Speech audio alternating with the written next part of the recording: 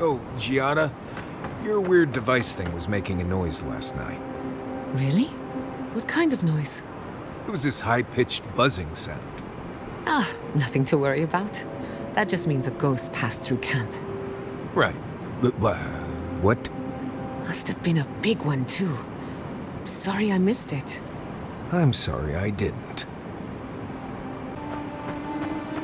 Marius, have you ever seen a ghost?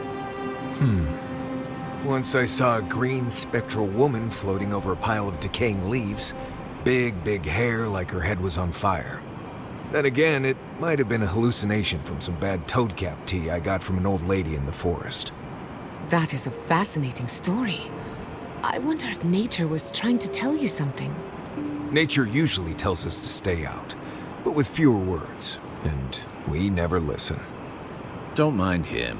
He tells that story at the Ballarrock to trick travelers into buying him around. Right. Just because it never really happened doesn't mean it's any less true, you sock-a-supped root weasel. Gentlemen, don't make me separate you. Thank you for the story, Marius. I liked it very much. Huh. At least someone here knows how to appreciate a little entertainment. Marius, what do you know about snake bites? All there is to know. What bit you? I don't know. It just slithered out of my bedroll. Listen to me, this is very important. Was its head flat or round? Hard to say. Kind of star-shaped? Okay. After it bit you, did it hold on or let go? It held on and left a bruise in the shape of an eye. You're in luck. That's an onlooker worm snake. Harmless, though legend says they're emissaries of WoW.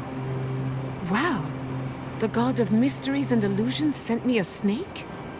Be glad it wasn't a shimmering dream beast. Those are nasty. Well, the venom won't kill you, but you'll have some interesting nightmares. Nightmares I can deal with. But I wonder what it all means.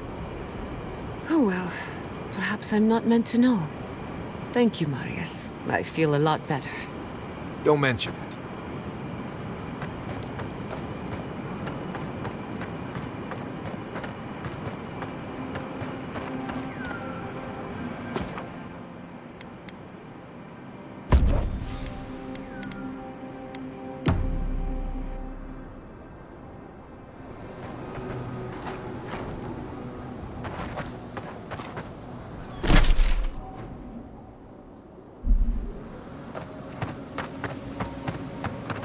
Yeah.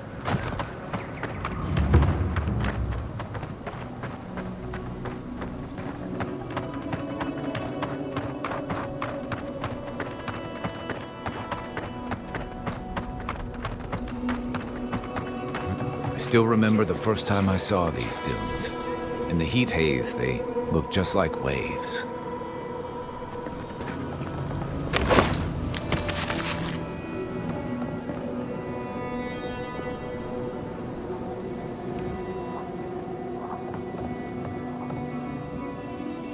Oh, hello.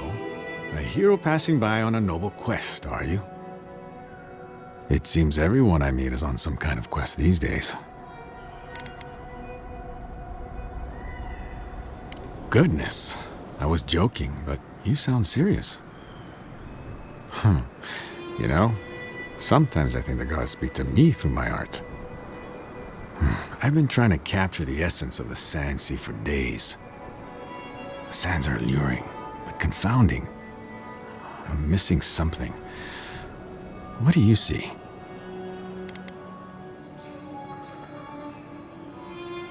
You understand. That's why I'm here. I have to share this vision back home. I may not see a speck of gold for it, but if it inspires one person to adventure, then... Wait. Gold. That's it. That's the dimension I was looking for. I will. Thank you.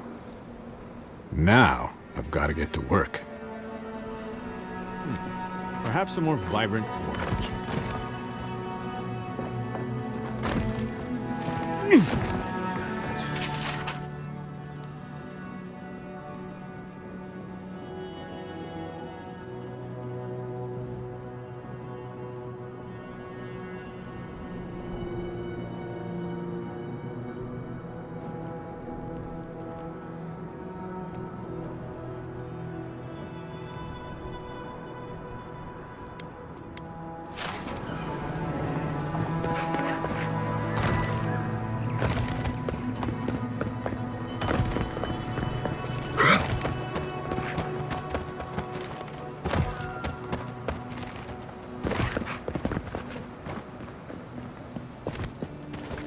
Right behind you.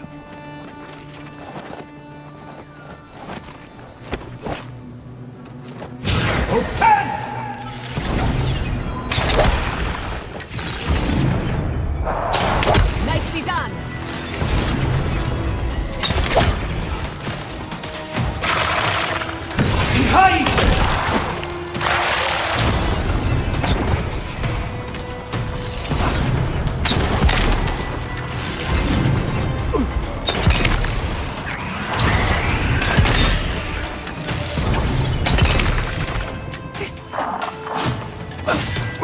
I'll fix it. Give me a second.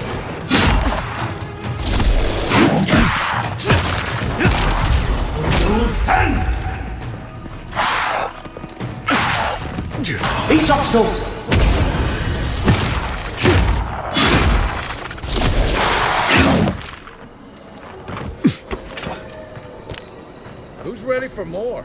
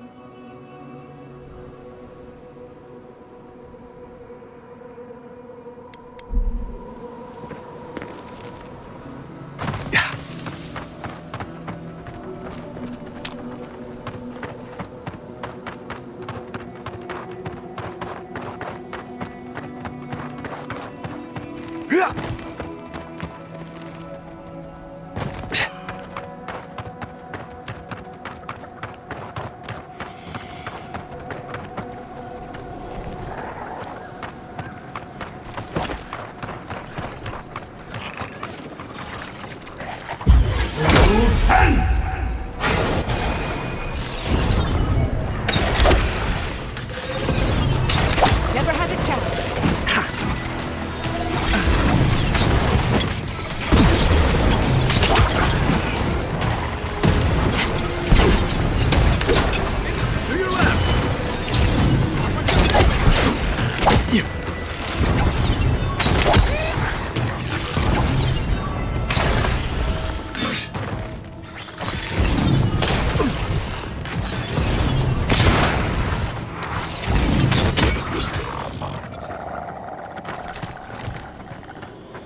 Bravo!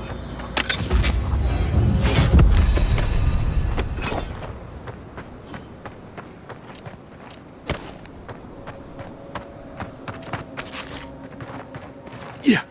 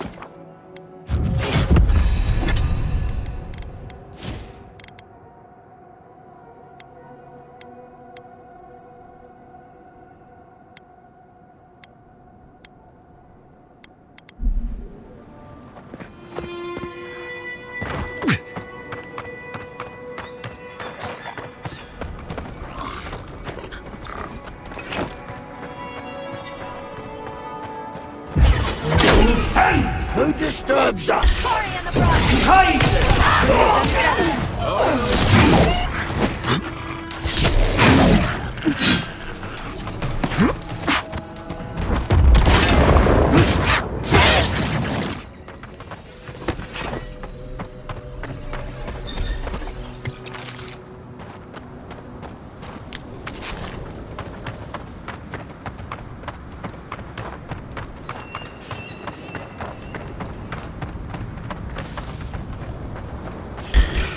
In the eyes! Show me what you...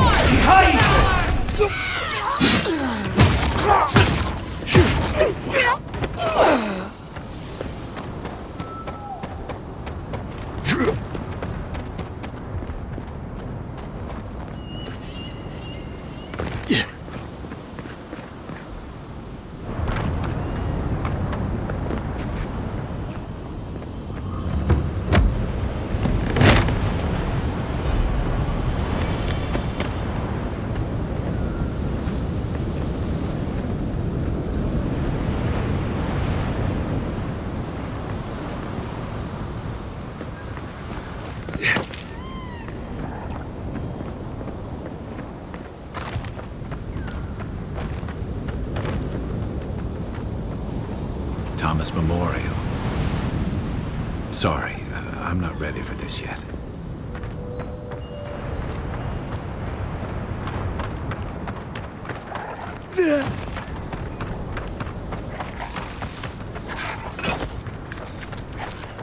Behind it! Let's finish this.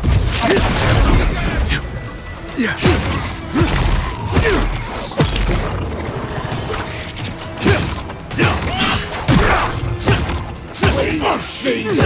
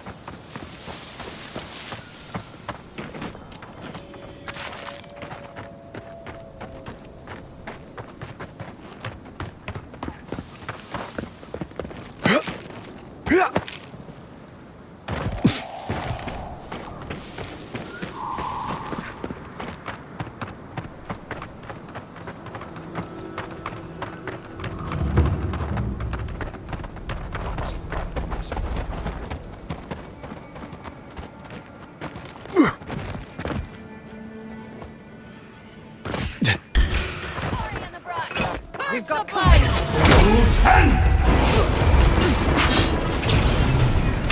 Not bad, envoy.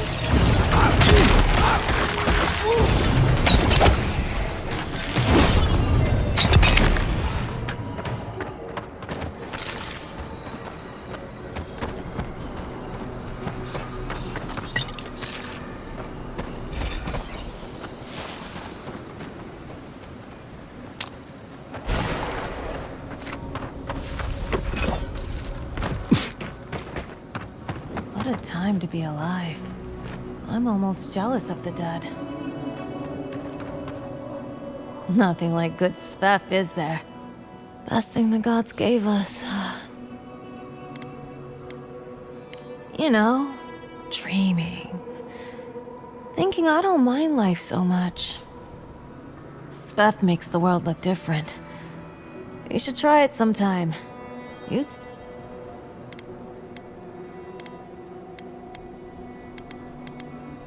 Well, you're saying stupid things then. You know what it's like. Now what was I doing?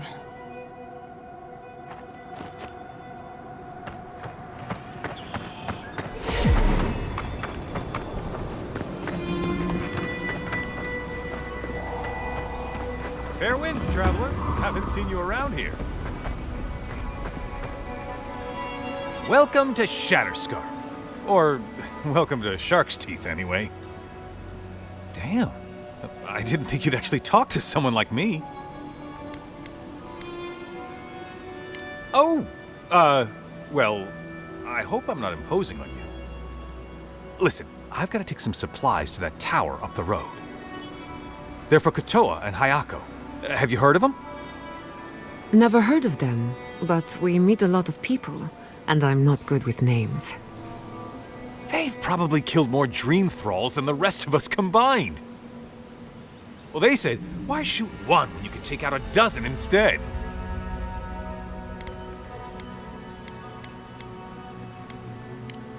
That's what I'd like to know. These supplies will go a long way if I can ever get them up there. This is my 3rd trip today, and whew, it's a lot of stairs.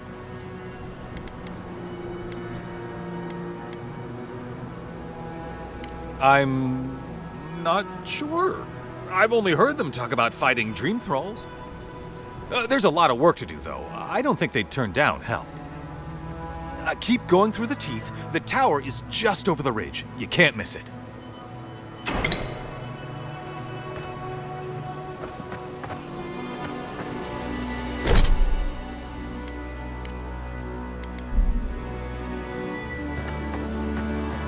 I used to patrol out here. Swore I'd never come back.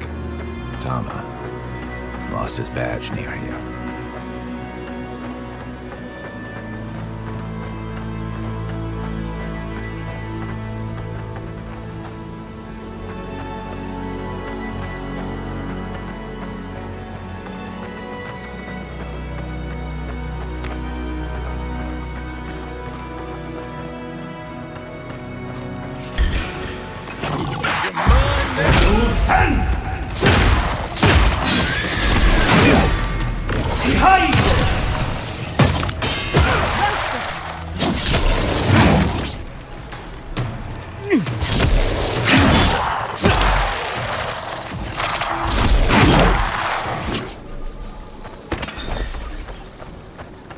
Everyone okay?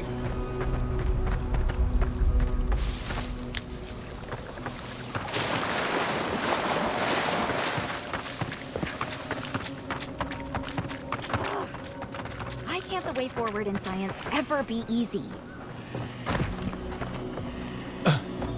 Oh, hello. I wasn't expecting to see anyone this far from Thirdborn. Are you... Your face! You're a godlike. That makes perfect sense. I had a terrible time trying to find a guide in Thirdborn who'd take me here. But meeting you makes it all worth it. You're right. I'm sorry. You have to admit, though, you are a prime specimen. I'm a mycologist, you see, and I'm working on a compendium of the different types of fungus in the living lands. Sure enough, what happens as soon as I show up? A fungus-based illness. There's a riot of data out here. See? You understand. That's why I had to document it. Strictly speaking, the dream scourge is not a fungal infection, though at times it does resemble one. Trust me, it's far worse. Imagine a soul rotting from within, rampant with disease, alive yet putrid. Oh, really? Huh. Well, that's disappointing. Actually, since you're here, I'm having some trouble with the sporlings. I've devoted my whole life to my fungal friends. But I'm finding that the ambulatory ones aren't quite as, friendly. In fact, they're quite murderous. I'd normally be against harming them, but please kill the sporlings before they kill me. Thank you. You will? Oh, you're a lifesaver. Maybe literally. Good luck. Oh, I've got to write these measurements down before I forget.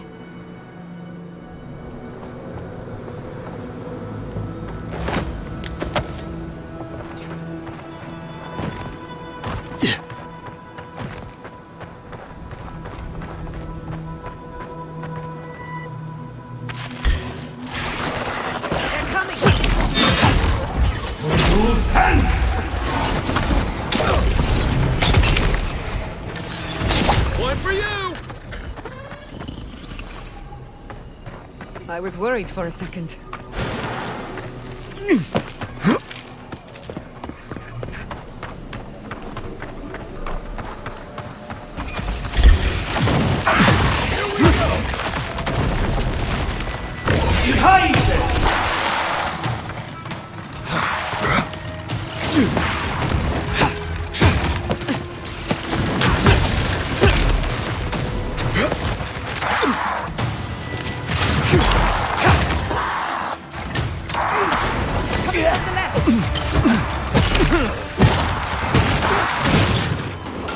Left flank!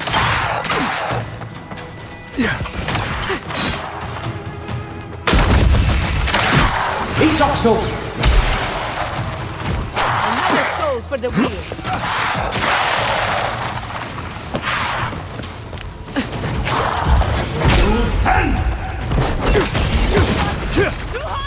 Next one's mine!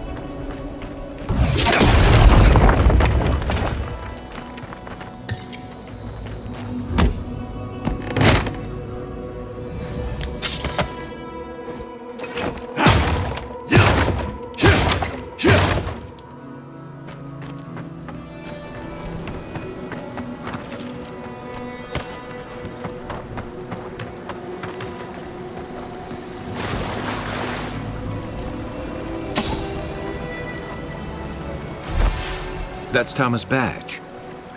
You found it. It really was out here all this time. Right where we left it.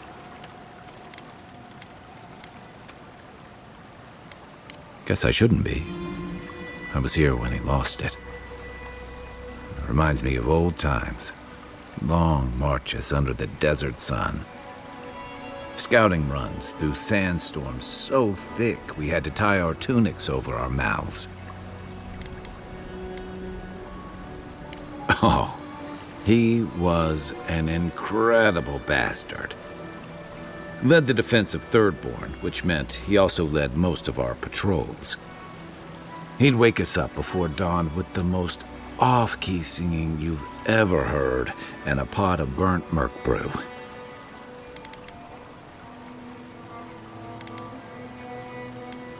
As the runs after bad hagfish, he kept us marching until we had sand in every orifice you can think of, and a few you didn't know you had. Just when it felt like we were going to collapse, he'd call it and we'd make camp. And somehow, we'd all find the energy for a few rounds of cards or songs or stories.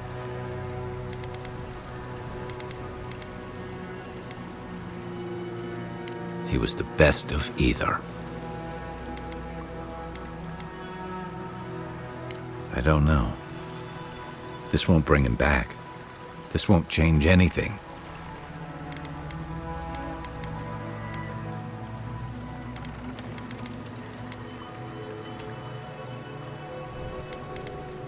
Oh, I've been dealing with it in exactly the way I've earned. Here's the truth. I led a patrol. We were ambushed. Tama came to our rescue.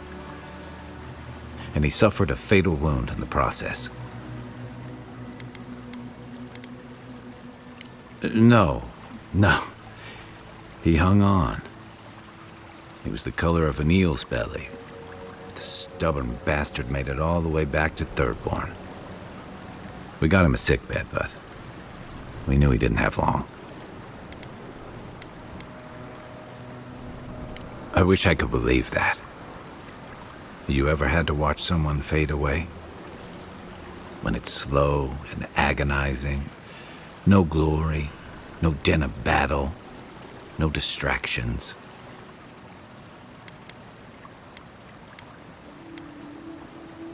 Count yourself lucky. I take a keel hauling any day. Sitting there, I noticed that he was missing his badge. In all the time I'd known him, I'd never seen him take it off.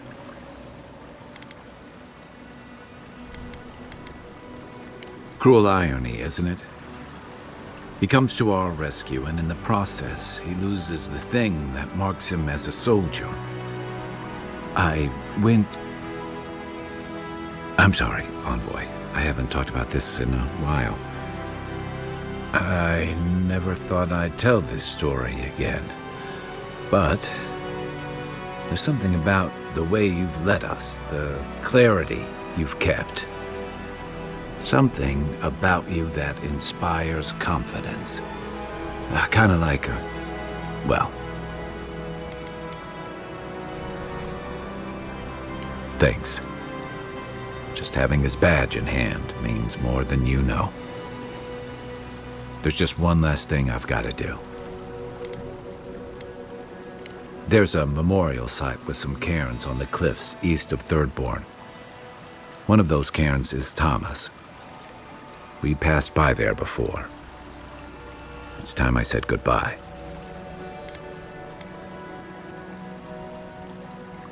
Careful, or you'll give me second thoughts. I usually count on my friends to be worse influences, you know. Let's go.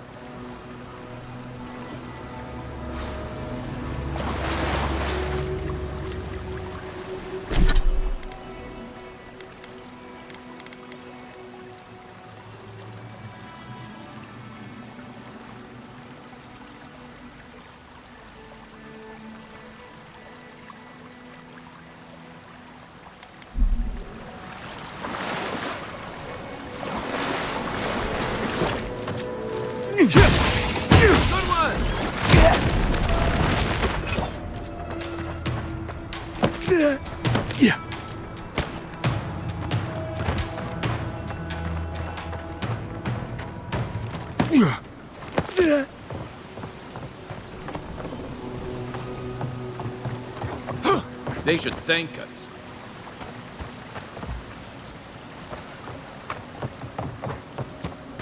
Yeah.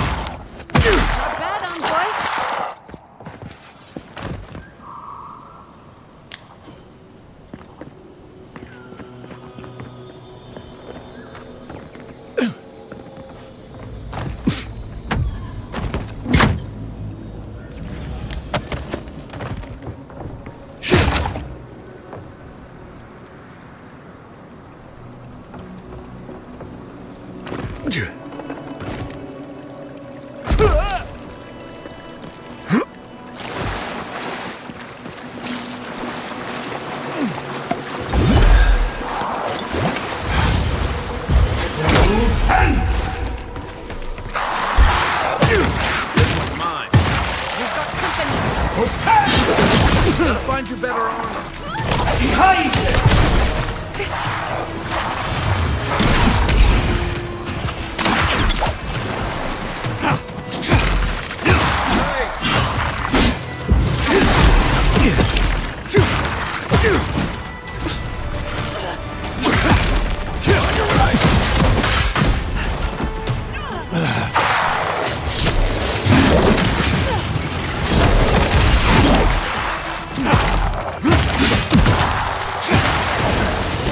Yeah.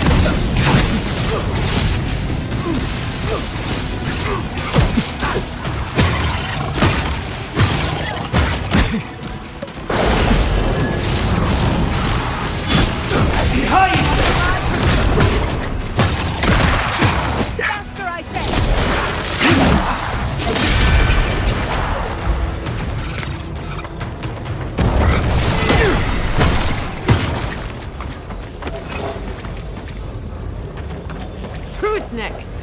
Anyone?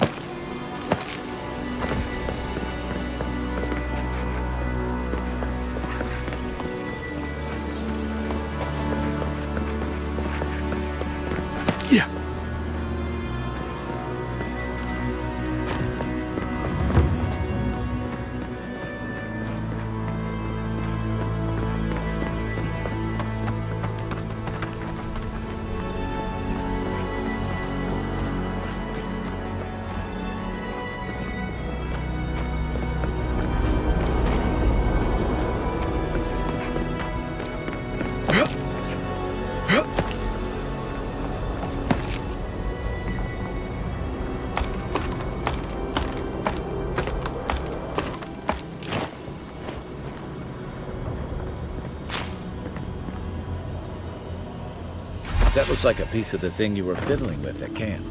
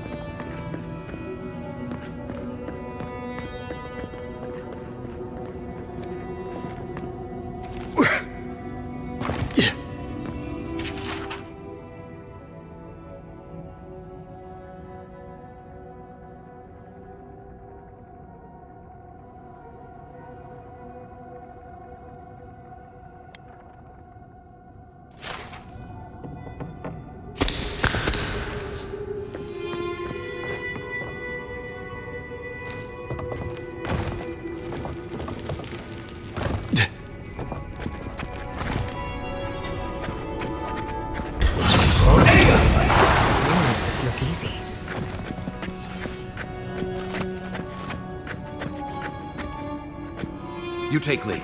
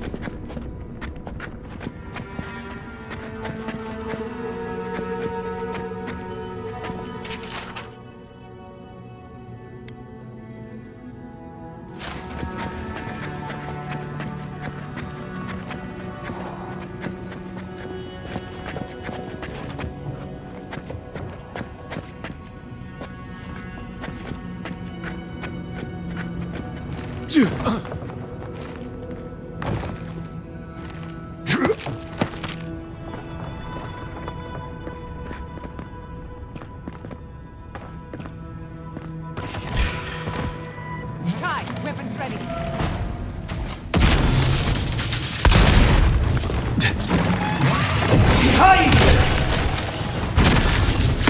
Nicely done.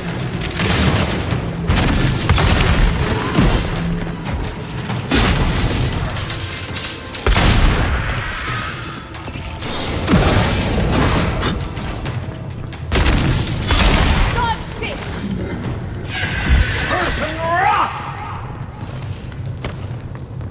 I was just getting warmed up.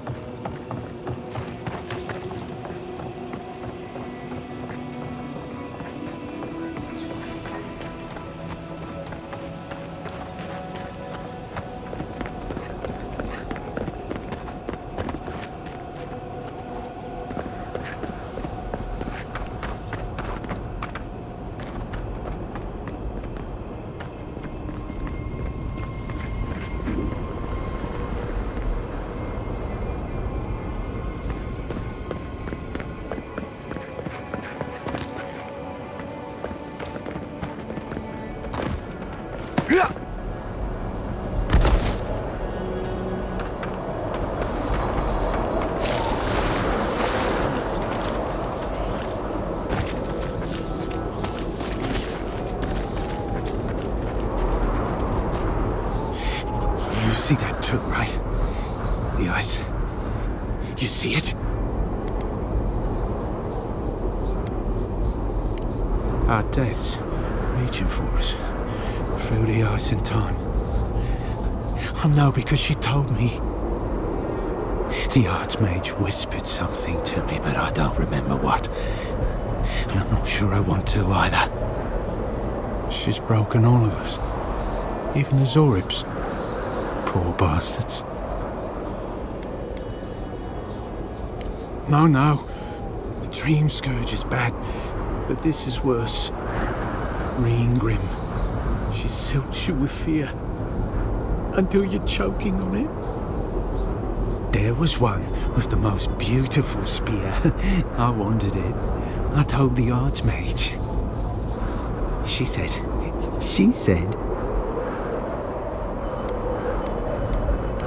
Safe. Nowhere safe anymore. I can't sleep anymore.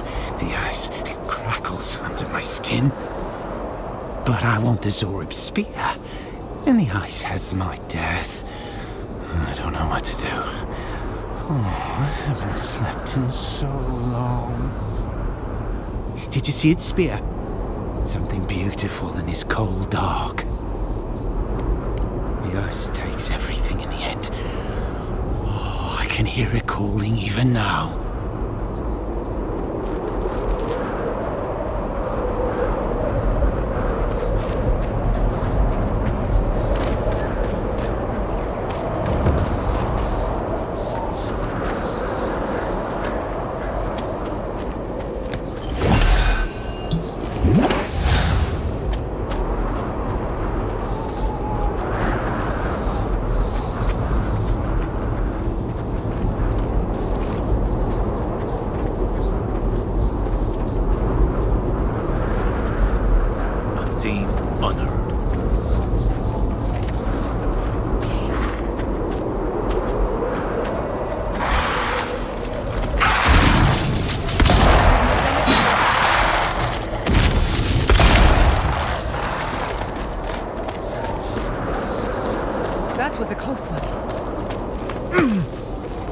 Logically, I know these were put here to frighten us.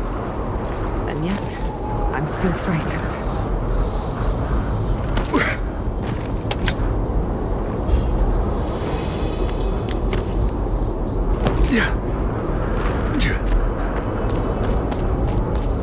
Morbid, disturbing, intimidating. But I like it.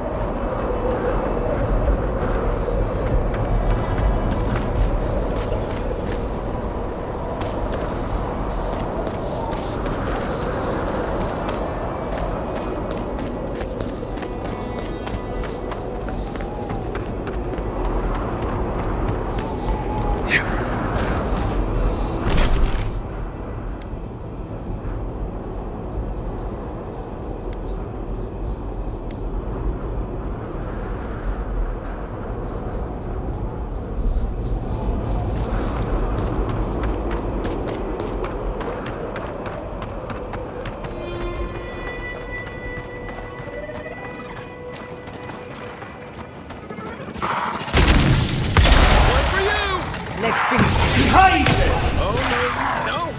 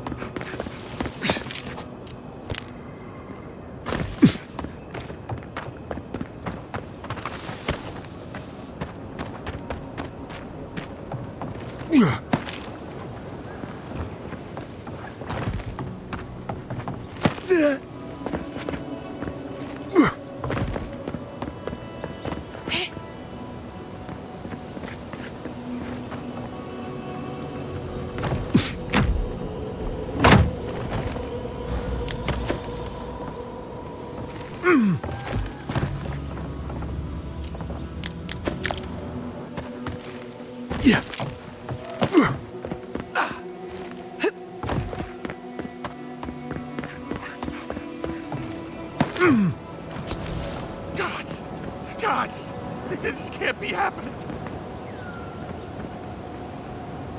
Please, you have to help my friends. They're gods. They're monsters.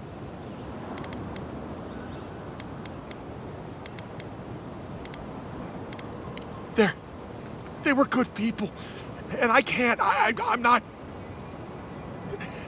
Their souls can't rest like this, and I'm not strong enough to put them down myself. Please, they didn't deserve... They were...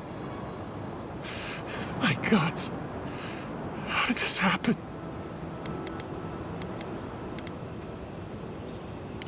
Yes, Helia on high, that's exactly what I need. Thank you. You're a good person. You'll be better than me. Find me when it's over. Think of it this way. They're already gone. We're just taking care of the remains.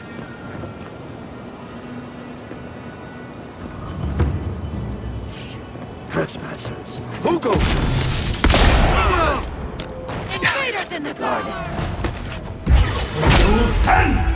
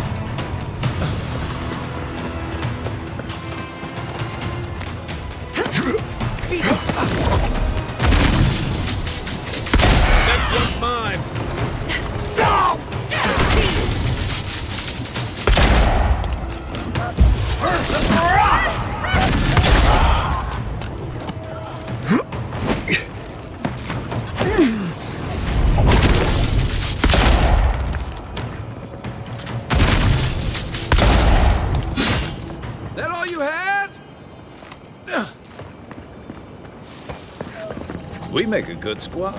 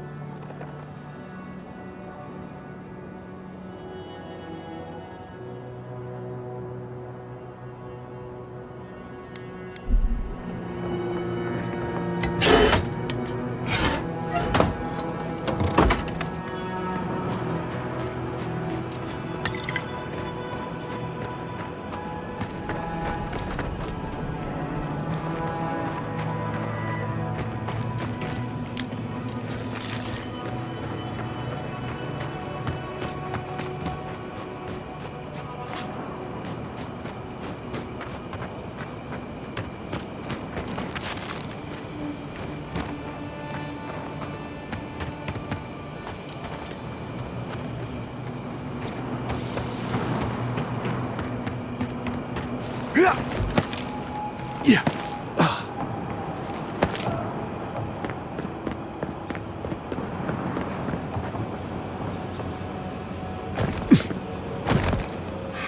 I couldn't do anything. I'm gods. I'm useless. But you helped them. They can rest now.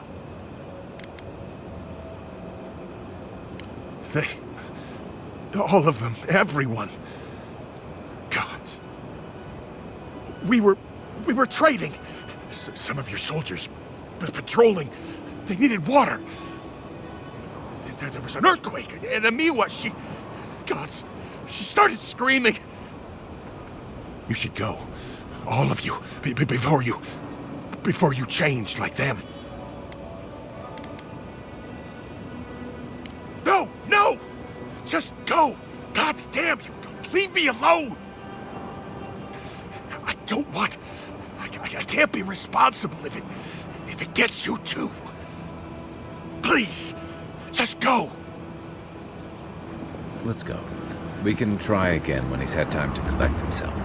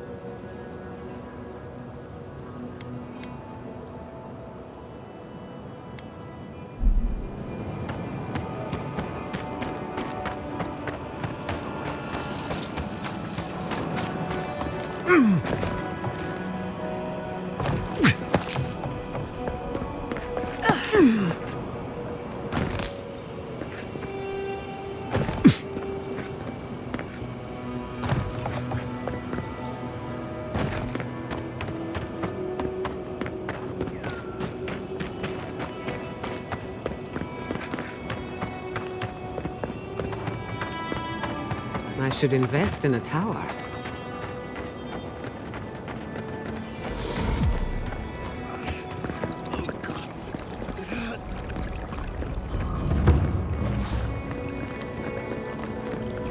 We should lend a hand. Envoy! Thank the gods you came through. Be careful next time. You look about ready for your next life. Some sneaky bastard put a dart trap in front of that door. Have you got any healing skills? A potion? Oh, I'm begging you. Gods. Oh, that's a relief. Now I can get back to Eagle's Reach. Damn Thirdborn. Damn everything.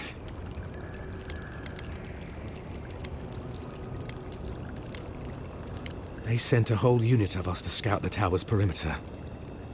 The others are gone, though. Trap's got them. What's your business here? Spying, sabotage, or just causing trouble? Captain Weemgar wanted us to see what kind of shape the tower was in. Thought we could use it. Whoever did it is probably out there planning their next move. You've got to finish this. Root them out.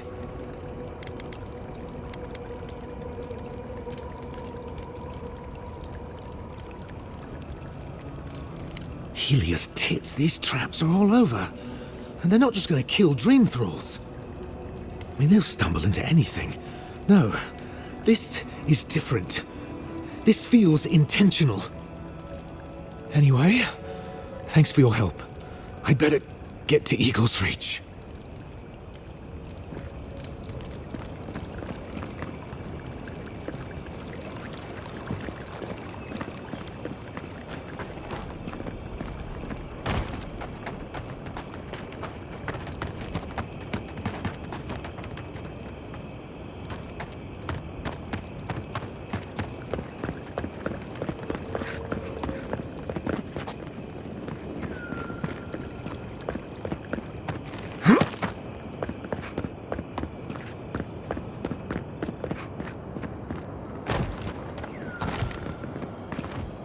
enemies as bait.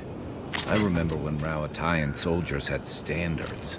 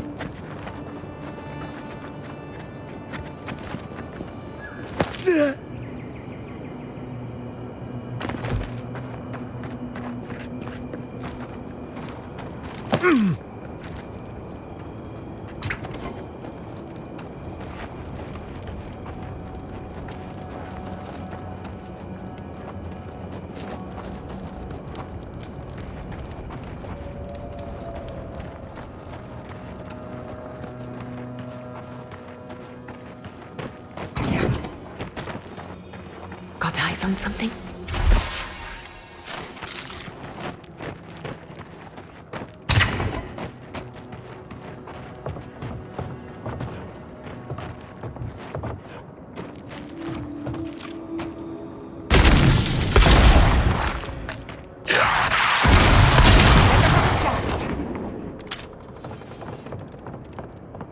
That'll show him.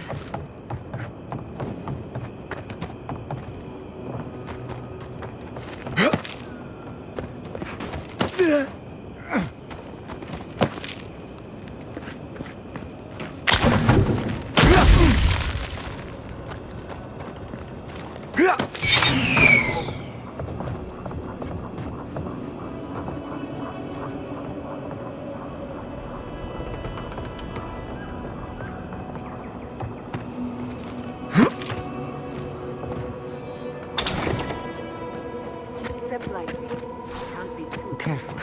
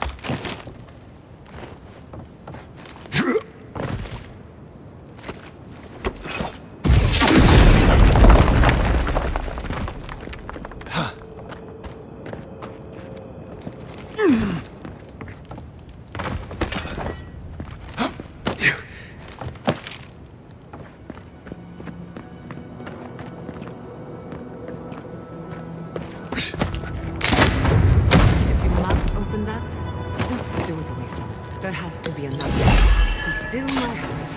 Let's do it.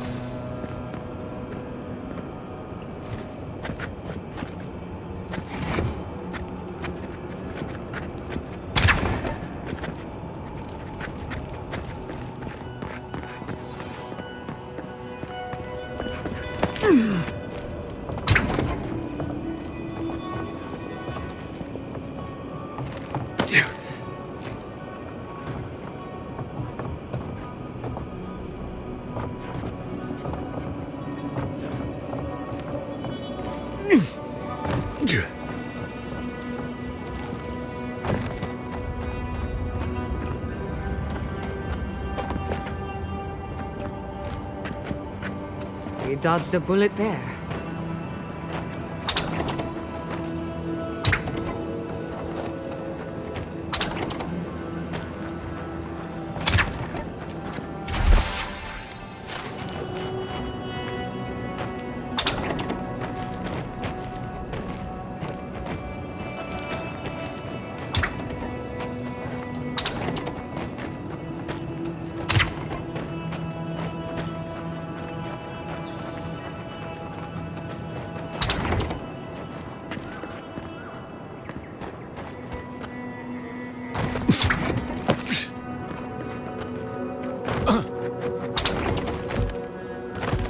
My head says no, but my stomach says yes. Yeah.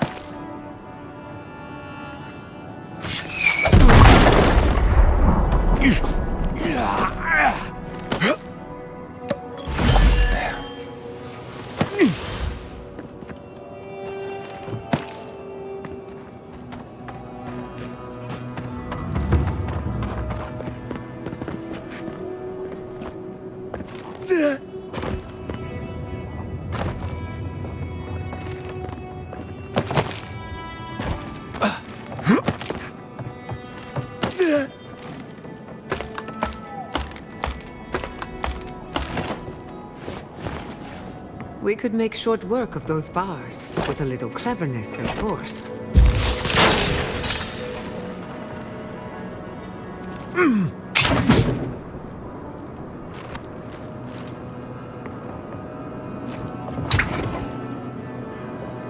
Yeah.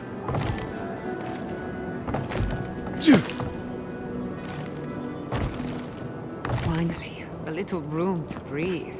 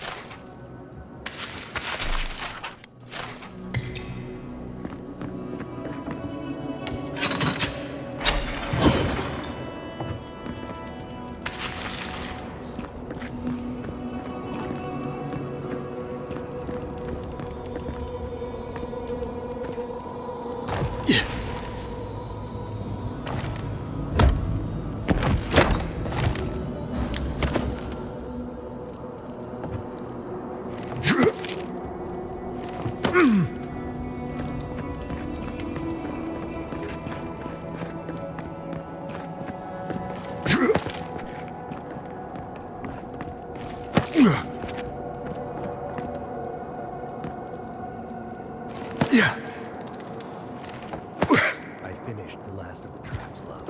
How are the armaments? Nearly finishing the over. Poor did adherents. They were doing well. We may still lose this place, but they'll be hard-pressed to take it from us without losing another dozen.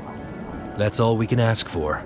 If we hold them off long enough for Temerity to see Adir's true intent, maybe Thirdborn will rally. And if they don't, we'll still make Adir bleed for it.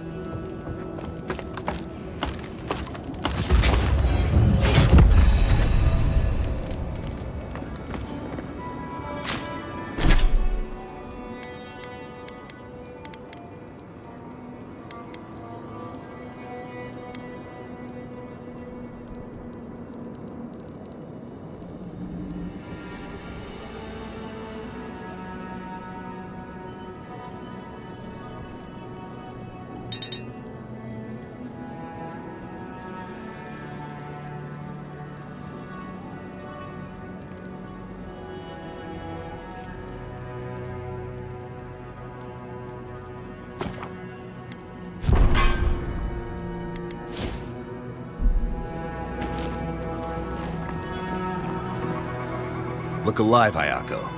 The wind's blown us more Adiran company. Stop! Take one more step and mark my words, I'll cut you down. Stand down, Hayako. There's clearly been a misunderstanding. Kai? Gods, what are you doing up here? And with an Adiran, what's going on?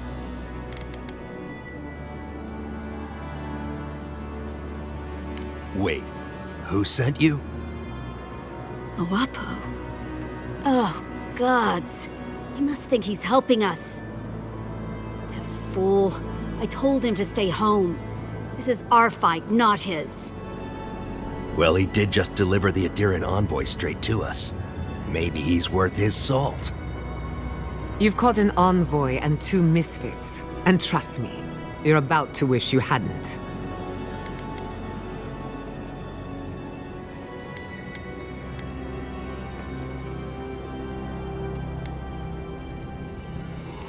Adir is the real scourge in the living lands. They want this tower to control the route to Thirdborn. We've watched your people sink their claws into Eagle's Reach. They'll take this route with guile if they can't take it by the sword. You two are chumming the waters you're swimming in. You'll bring trouble to everyone in Thirdborn. Katoa, enough. Let's kill him and be done with it. That should send a message all the way to Paradise.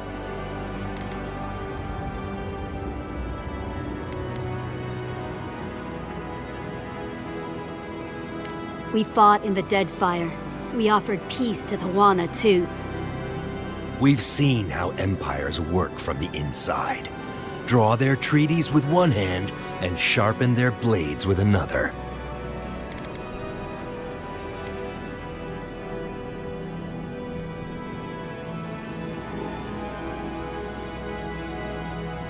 And they count for nothing. The tentacles of Empire follow wherever foreign ships land.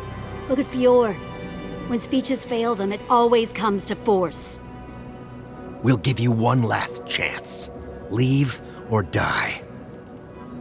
We'll only warn you once. Parley with Adir? Not anymore. Wherever your flags fly, bad luck follows. Nothing good comes from your people.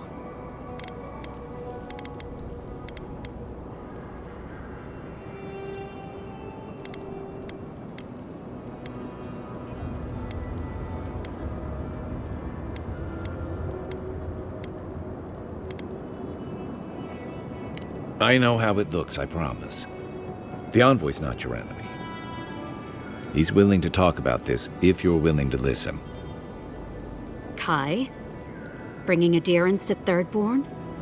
After everything we did for you?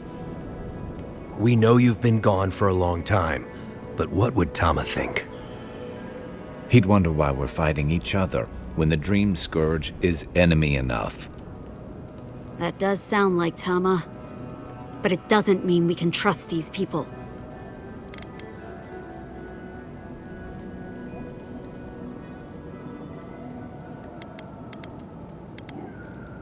That doesn't change that they tried to raise the city in the first place. But still... I don't know, Hayako. This Adiran's practically on our side. Kutabao.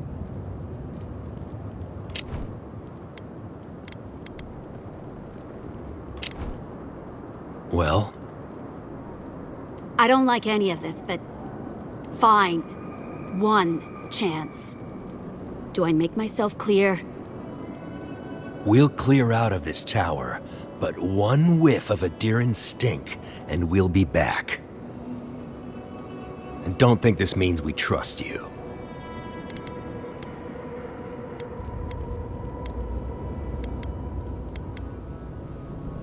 Fine. We'll remove them. You want to take it in good faith? Be my guest. Ha. Impressive. Those took the 2 of us a long time to set up. You're a strange one, Envoy. Maybe parting here is for the best. Good luck.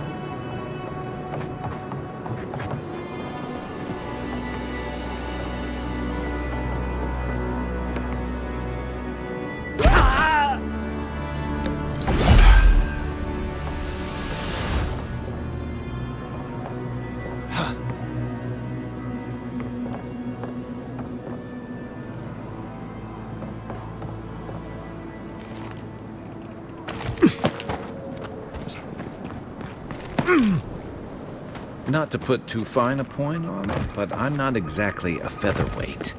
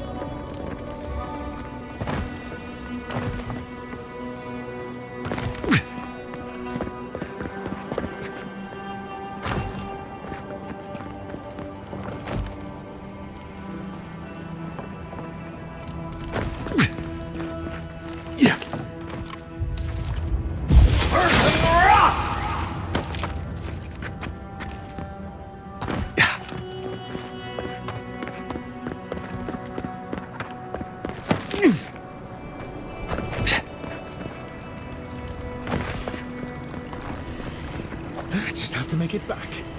One step at a time.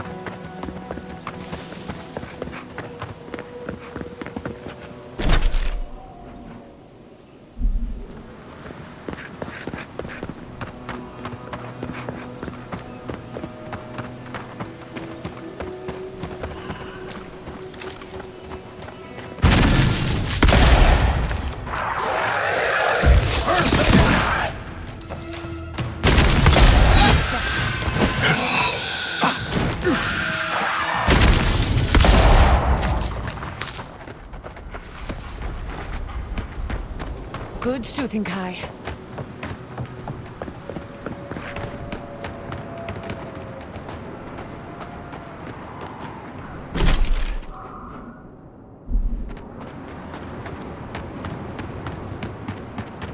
That's what'll happen to everyone in Thirdborn if we don't stop this.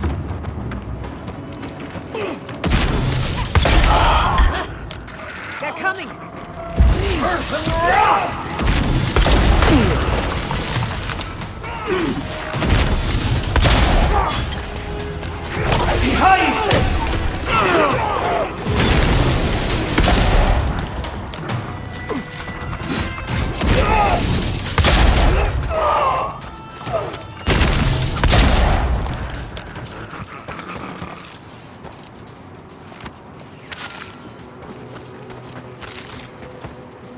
This climate does not agree with me.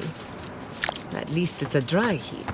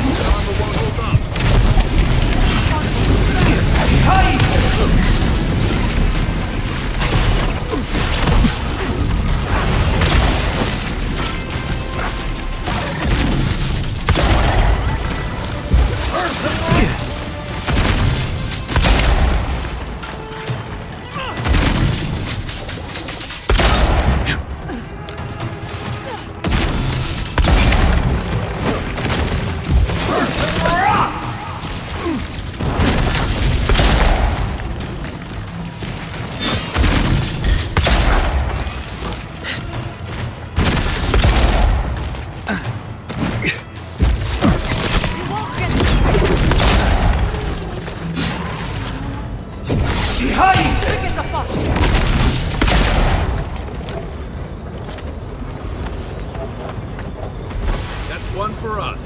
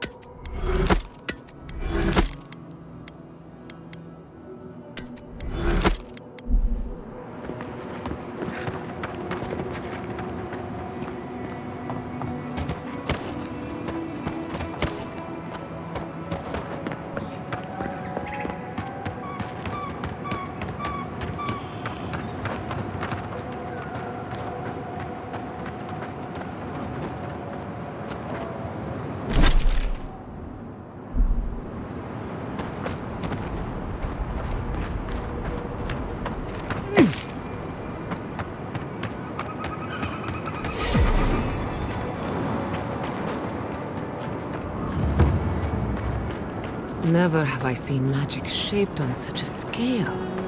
That puts the coral masonry of Rawatai to shame.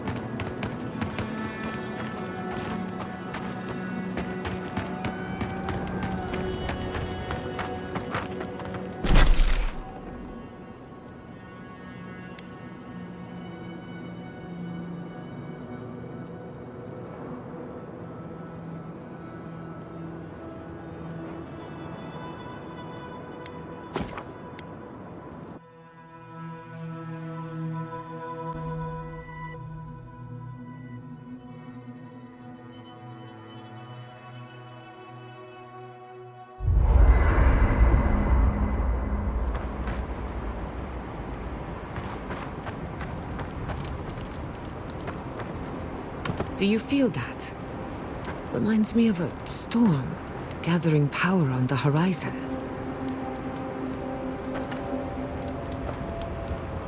Hey, I wanted to talk to you about what happened in Emerald Stair. I know your Emperor sent you here to represent Adir, but the Steel Garrote trying to raise Fjord has got to make things harder for you. You saved lives. Of course that counts. But that doesn't make it easy. The cruelty behind the Steel Garrote's plans. It's hard to reconcile that with the place you've called home. I just wanted to know how you're feeling about all this.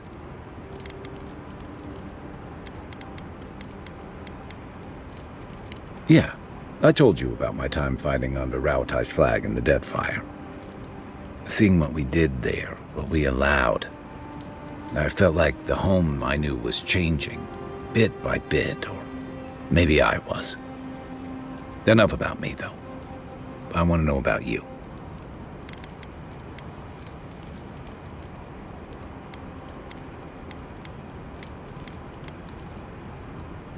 I hear that. Unfortunately, I don't think this situation is going to get any easier. It makes venturing through the treacherous wild seem like a relief. Anyway, I just want to check in with you. This may be your burden, but you don't have to carry it alone. What's on your mind?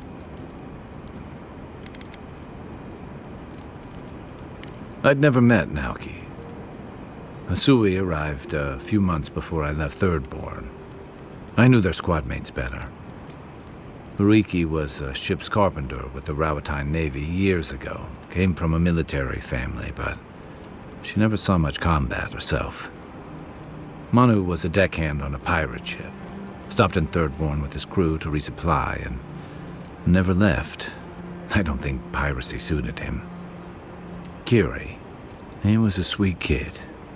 Born shipboard to a mercenary captain who left him here and never came back.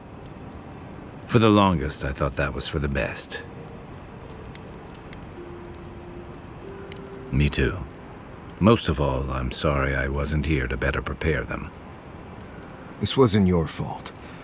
They just weren't ready.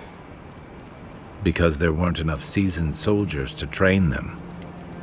The Thirdborn's in dire straits if they're sending people like this out to patrol. If you can believe it. I didn't think it was possible to talk them down, but you managed it. And you say more than their foolish hides. Those two fought for Rauatai in the Deadfire. They learned how to disrupt enemy movements and destroy supply lines. They'd have nipped and poked at your comrades at Eagle's Reach until Adir finally snapped back. At Thirdborn, most likely. All while the two of them remained secure and defended in their tower. Yeah. The problem is, when you go looking, you're bound to find one. Thirdborn's under threat, but if loose cannons like them fire at everything that moves, they'll draw even more trouble to our walls. They lash out like cornered animals, giving the Steel Garrote a reason to fight back. Not that they need a reason. Still, better not to give them one.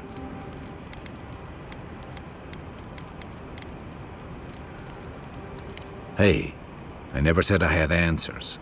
There's trouble on the horizon, but stunts like theirs are only going to speed it along. You really think any amount of chest thumping would turn away Ludwig and the Steel Garrote? Or the full force of the Adiran army, if it came to that? The Living Lands is changing. We've got more ships coming to port every year. If it's not Adir, it'll be someone. The story goes that a lot of the first arrivals were Rauataians without other prospects, too low on the ladder to take over the family trade, too poor to learn another. Exactly. Rauatai's an inhospitable environment to say the least, so my people have a proud tradition of seeking our fortunes elsewhere. Rauatai's got a big navy that always needs fresh blood, and there are plenty of opportunities for large, colorful mercenaries and bodyguards all over Aora. Of course not. We've also got poets, artisans, scholars, traders, you name it, just like anywhere else. But they're not the ones who built Thirdborn. It started as a convenient harbor for pirates and mercs to lie low. Bold, or desperate, fishing crews from Rauatai would follow seasonal catches out here. That tells you something about the people willing to attempt it. Over time, those early arrivals built huts, a proper harbor, and walls to protect them from all the hungry things in the desert. Well, that brought in a steady trickle of veterans, ruffians, trophy hunters, and rugged eccentrics. People looking for fresh adventure, or running from the consequences of their old ones. Your words, not mine. Where to start? It's a huge desert full of sandy wastes, canyons, and highlands. On a clear day, you can stand at one of the overlooks to gaze straight across the Great Sand Sea and see no end to the dunes. Yeah. It's dangerous and stark. A lot like Rauatai, but in a different way. Sandstorms instead of typhoons. Guess that's part of what I liked about it. Familiar, but different. I'll be here if you need me. Katoa and Hayako. An interesting pair. Despite their clumsy methods, they were just defending their community. I'm grateful that you showed restraint.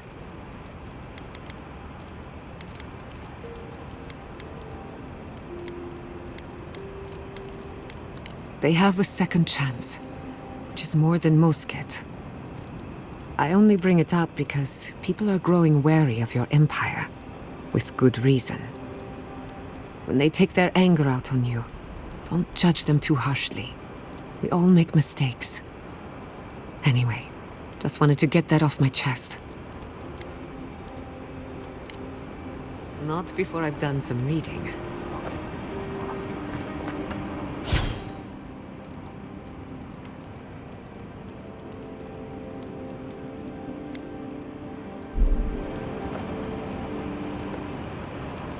I was wondering, what do souls feel like? Forgive me, but could you elaborate?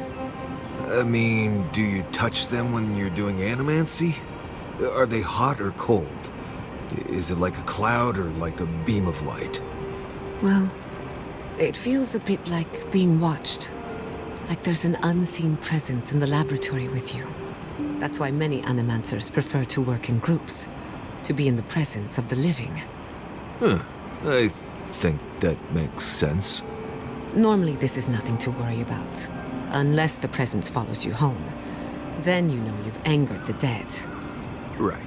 I think I'll just stick with hunting bears for now.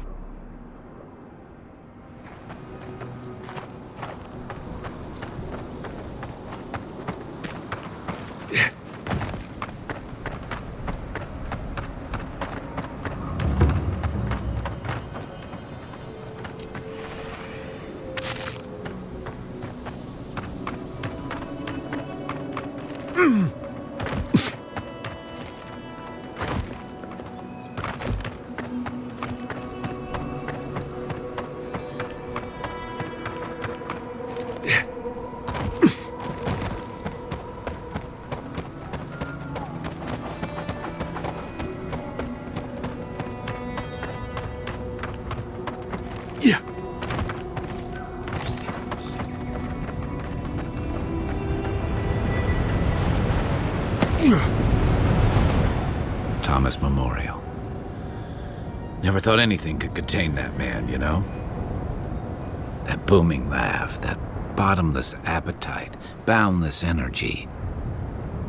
Now he's under a pile of rocks.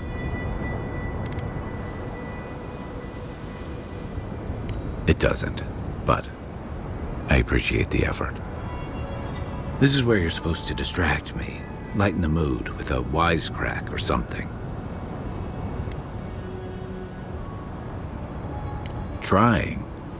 I thought I was doing a pretty good job. There's something I didn't tell you about Thomas' death. Remember how I noticed he'd lost his badge? I went out. I told him I was going to go find it. He told me to stay. I said I'd be right back.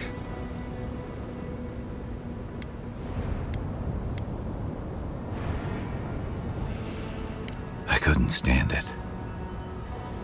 As soon as I was out of there, I just walked. And I kept walking.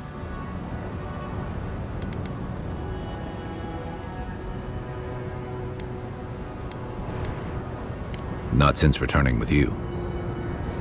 Couldn't imagine anyone would be too happy to see me after everything. Now you know why I never went back to his house in Emerald Stair. Why I never came back to Thirdborn.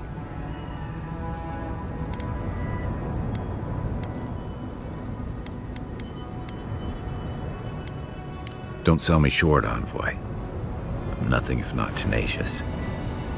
The truth is, traveling with you and Marius, getting to know Giada, it's felt easy. Too easy.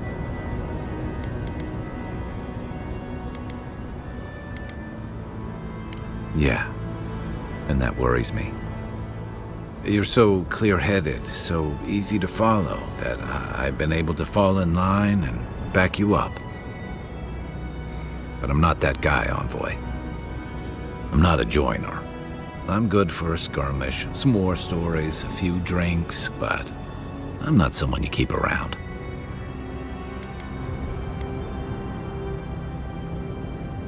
Of course not. I let people down. I let them down when they're counting on me most.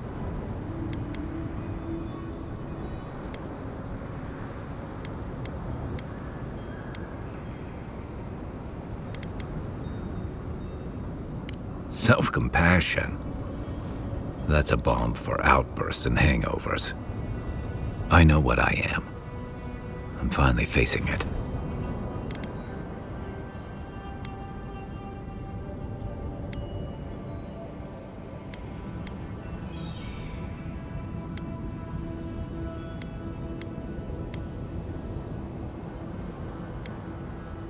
But he's not here, and that is because of me. I'm finally owning that.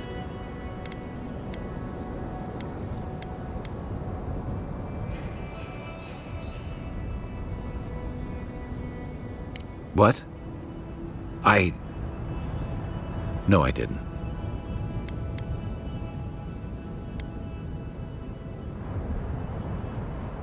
He died pulling my ass out of the fire, and I still let him face it alone.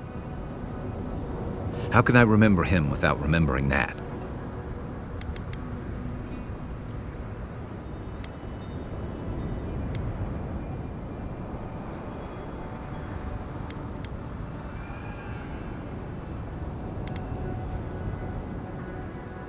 He'd tell me to pull my head out of the muck and look to what's ahead.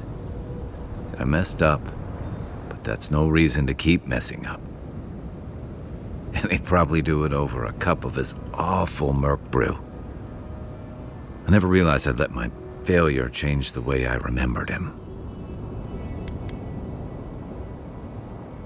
One of the things I loved about Tama was how he gave us all a fresh start. No matter where we'd come from or what we'd done. I drifted to Paradise, but never thought about where I'd go from this. Tom always talked about the places he hoped to see. The islands of Deadfire, the tundras of Nasitok, the ancient cities of Old Valia. Maybe I ought to see some of those places for us both. As a traveler, not a soldier. Once we've stopped the Dream Scourge and dealt with the Steel Garrote. I've got some things to sort out, but it feels good to have something to look forward to.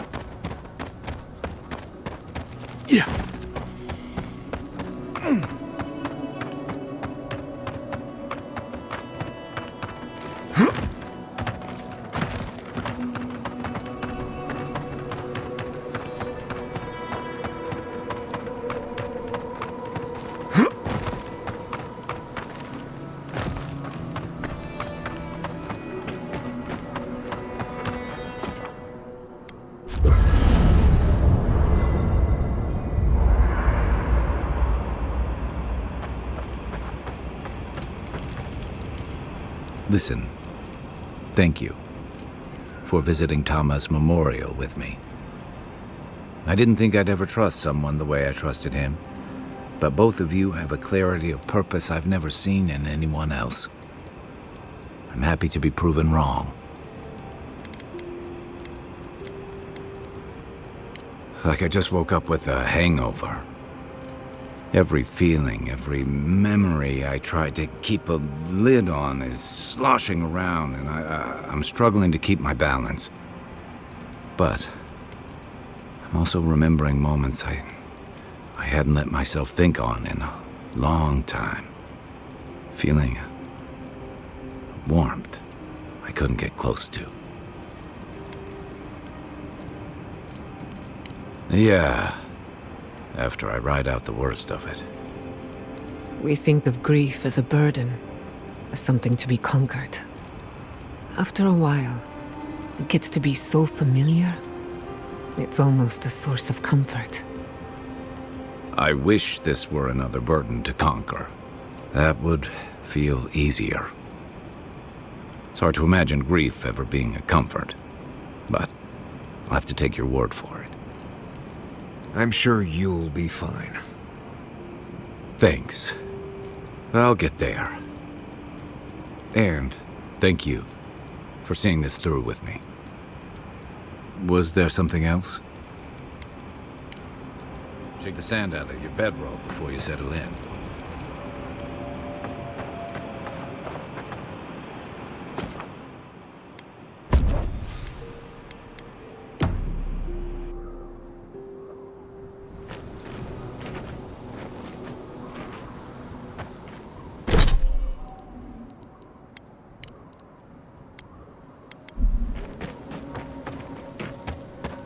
Yeah.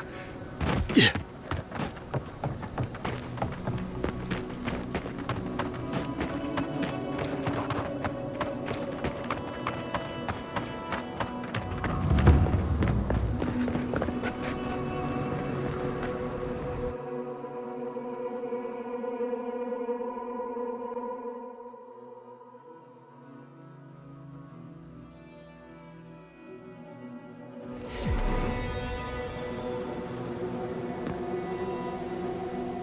The attack seems to be over. Everyone okay? I think I saw my uncle out there.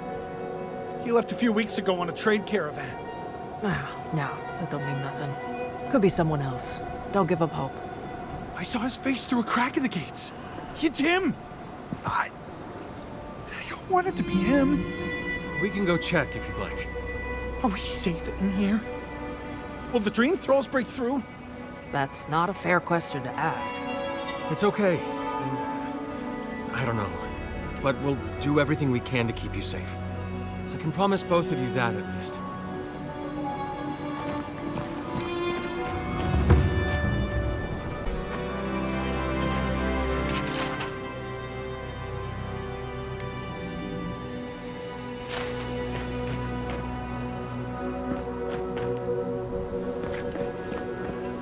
Love, look, it's him. What? Oh, Envoy, over here. Envoy, it's so good to see you alive and well. Peaceful. Like when we first made our way to Paradise so many years ago. We've settled in nicely and are starting to feel at home here. Peaceful's an interesting word to use, love. The dream thralls are exceedingly aggressive out here. Yes, well, the guards have been handling them just fine. I'll take it for now. How about you, Envoy? How have the Living Lands been treating you? Well, that's what we like to hear. Isn't that right, love? That it is. We might even have something to help you with your journey. Whoever lived here last must have left this armor behind. As beautiful as it is, Gladwine and I have no need of it. We'd like for you to have it. Oh, no, thank you, Envoy, for everything. Be safe out there, friend.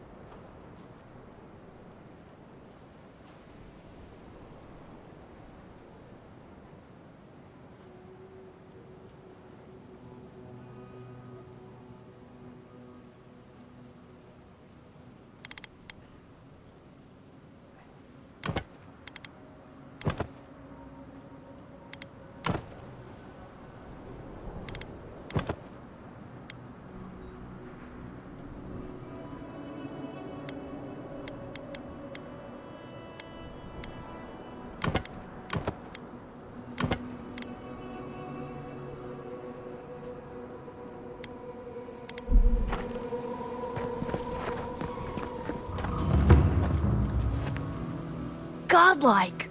Winds above! You're really here! I knew I had to find you as soon as I heard you were in Thirdborn. Chico? When did you get so tall? I almost didn't recognize you. Kai! Kai! You're here too? Now I know Thirdborn is in good hands. We've got to do something about the Dream Scourge. It's worse every day. One of our neighbors wasn't himself. And we can't afford to lose anyone. We need people who will fight back. People like Kai, and my uncle Capo. Me? You don't know what you're saying. Believe me. But Capo, he's the real deal. That old salt's a monster slayer. That Leviathan hanging over the market?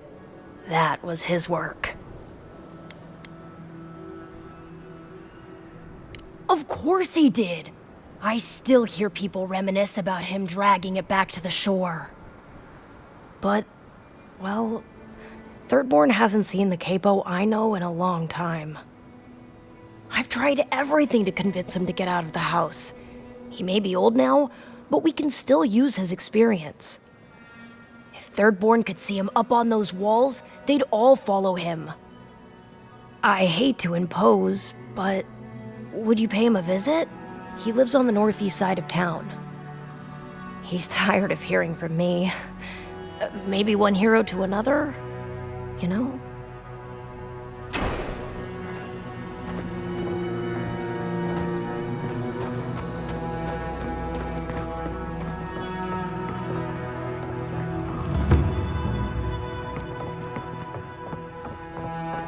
If you need skates, we got things for you to kill.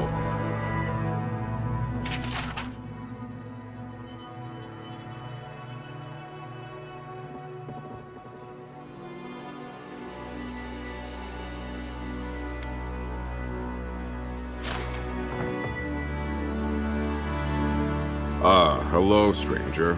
Welcome to Thirdborn. How can the Tiranui help? We just keep the peace in and around town. They used to break up tavern brawls and heated quarrels. Now you're, what, supervising everyone who's guarding the walls? We're just a bit overwhelmed right now. Apparently, some here think I'm not doing enough. I'd like to see them try. Really? Which one? One less thing for me to worry about. Thank you. Enjoy your skates. One less thing for me to worry about. Thank you. Enjoy your skates. Well, off you go then. Back to killing things and leaving me alone.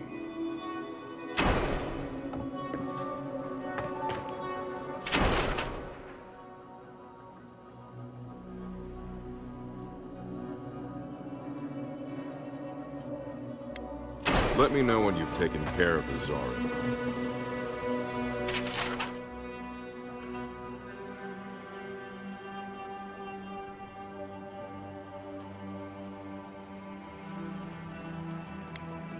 It'll be good to have just a little less crime around here.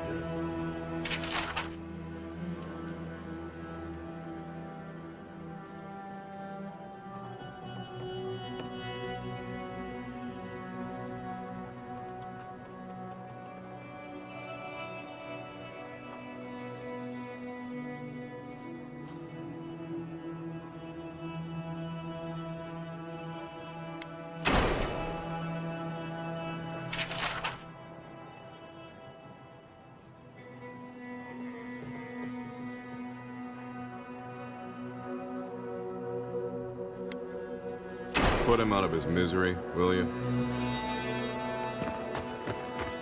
You there, the one with the face. Perhaps I could entice you with riches in return for a simple favor? Hello, friend. Has anyone mentioned you look especially fungal today? Really, it's radiant. I've got a bit of a personal matter, and I'd appreciate some help. Why are you bringing the authorities into this? Have you spoken to Hajime? He doesn't need to be involved. Look, there's a great reward in it for whoever helps me. Wink. No. Wink. Long story short, my friend, I ordered some goods, something I'd rather stay private. Embarrassing, you know.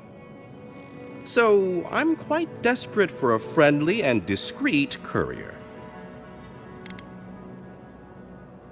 Perfect. I knew I was talking to the right person for the job. My supplier has sequestered himself somewhere with my package. To find him, I'd have to follow the path. They communicate through graffiti, if you can believe it. I've not been able to find any of it, though. Maybe you'll have better luck.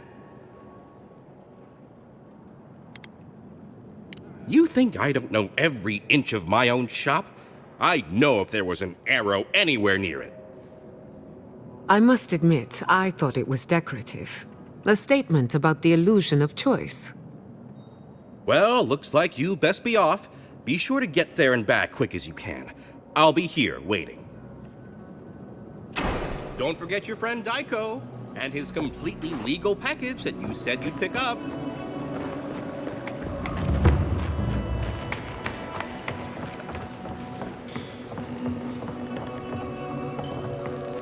Damn my eyes. A child of...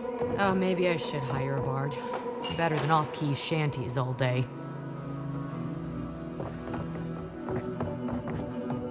My dear envoy, just the sight of you recalls fond memories of more civilized days.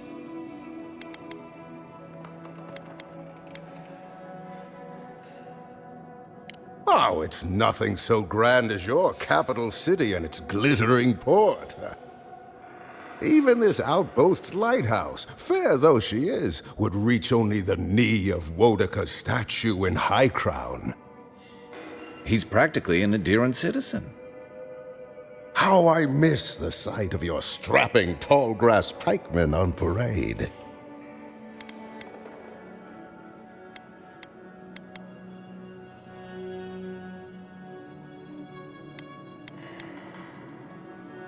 Me? Oh, no, envoy, you flatter me.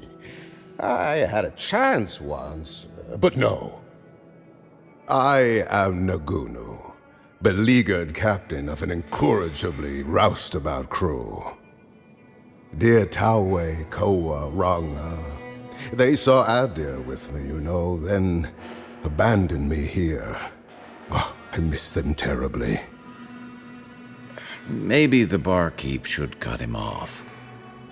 I am drunk on memory only, and perhaps some regret.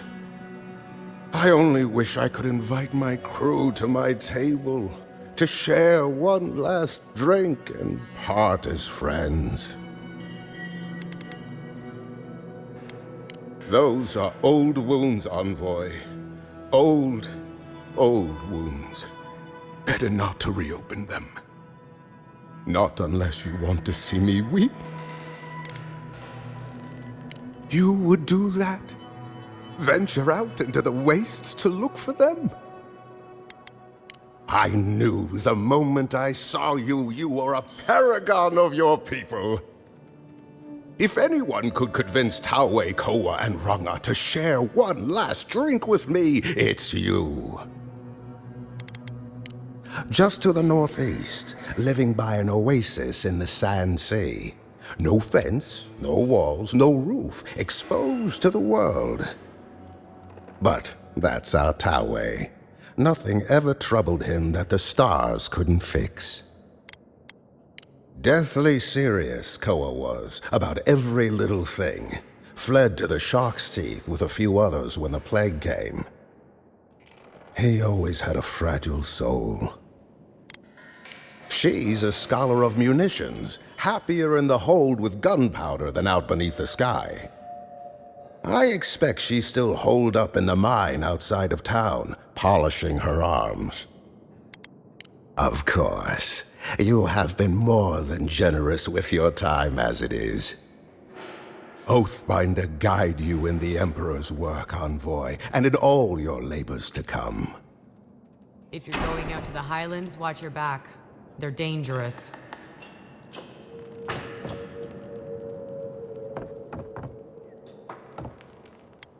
Welcome to the Dead Swordfish. I wondered when I'd see you around here. What can I do for you? Are you kidding? After what you did at the gates? Anybody who's anybody comes through my tavern. Just a matter of when. Now, did you want something, or are you just here to see me? That's an understatement. You want to hawk wares, you come to Thirdborn. Legitimate, or, well, you know. Nothing like Paradise, of course, but people here are a little more forgiving than the Adirans. Oh, no offense.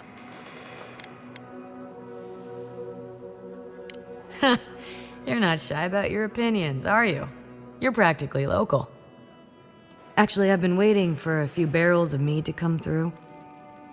My supplier, Falkeen, has been sitting on it. Some Adiran oomph should change his mind. I'd be happy to reward you if you don't mind talking to him. Now, did you want something, or are you just here to see me? Stay safe out there. Another day, another drunkard.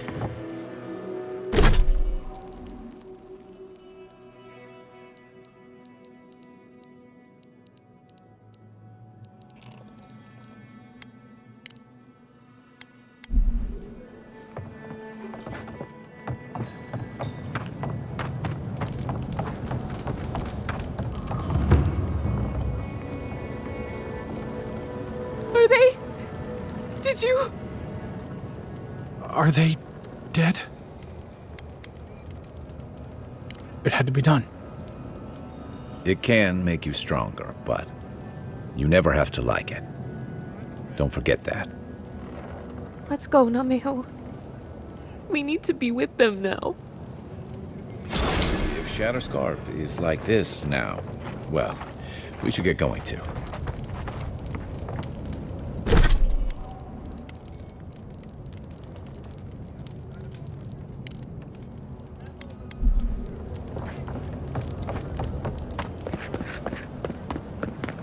You hungry?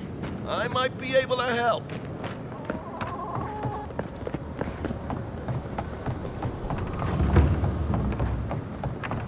You're telling me they nearly destroyed Fior? Yes, and they stole my research on the Godless. I have to get it back.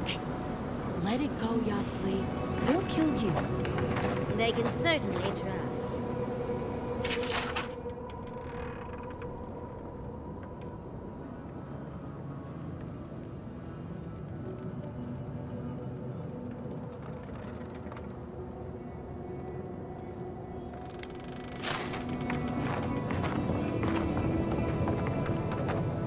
Oh, gods. And Adiran, what is it this time?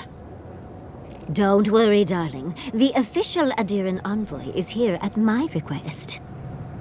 What I want to know is why he's in the company of one of our own. I meant to stop by, but I guess time got away from me.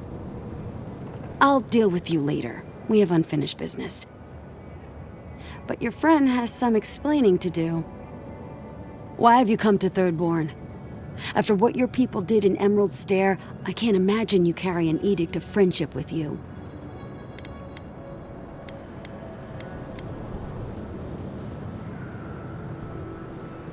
Yeah, I'm sure that's what Ludwine said to the Animancers as she tried to scorch their homes. I know you're upset, Timothy, but don't take it out on us. I'm furious too, darling. That monster stole my research, and who knows what she plans for it. But you know that if this Adiran was untrustworthy, I'd kill him myself. I apologize, Envoy. Eagle's Reach is a slaughterhouse. Dreamthralls siege our gates day and night. People are hungry, and I have not slept in days. So my temper is a powder keg, I'm afraid. I am trying not to explode. This isn't a courtesy visit, is it? I assume you're here delivering a message on behalf of Adir.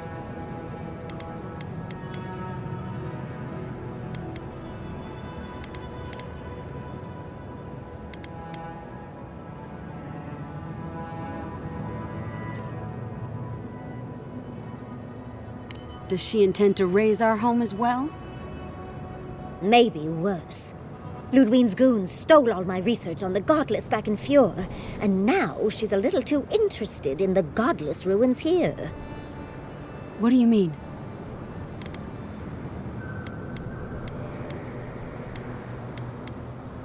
Andra's depths. If I could help you, I would. The fact of the matter is, I'm in over my head already. I can't even protect the ruins myself. The Archmage Ringrim has warped the very reality of Shatterscarp. Let's just say there's a magical barrier around the ruins now. No one's getting in or out without Ringgrim's say-so. Ringgrim? As in from the Circle of Archmagi? She's here? The very one. I feared you'd be excited. Her presence isn't a good thing, Yatsley. She flew into the Shark's Teeth a few weeks ago, and now that area is an impenetrable wasteland of ice. I heard there's an Adiran who had his mind utterly broken by her. He's still lost out there as far as I know.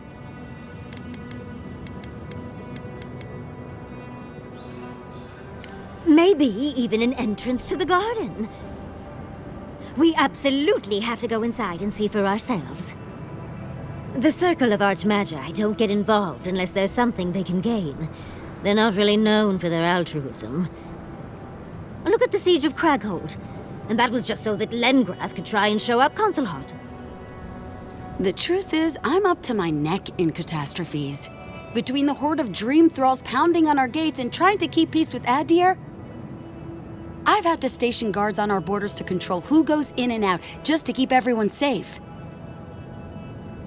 I never thought I'd say this, but the Archmage is the least of my concerns. So, Ludwine wants the ruins, but even if I wanted to give them over, Ringgrim controls them. And good luck getting an audience with an Archmage.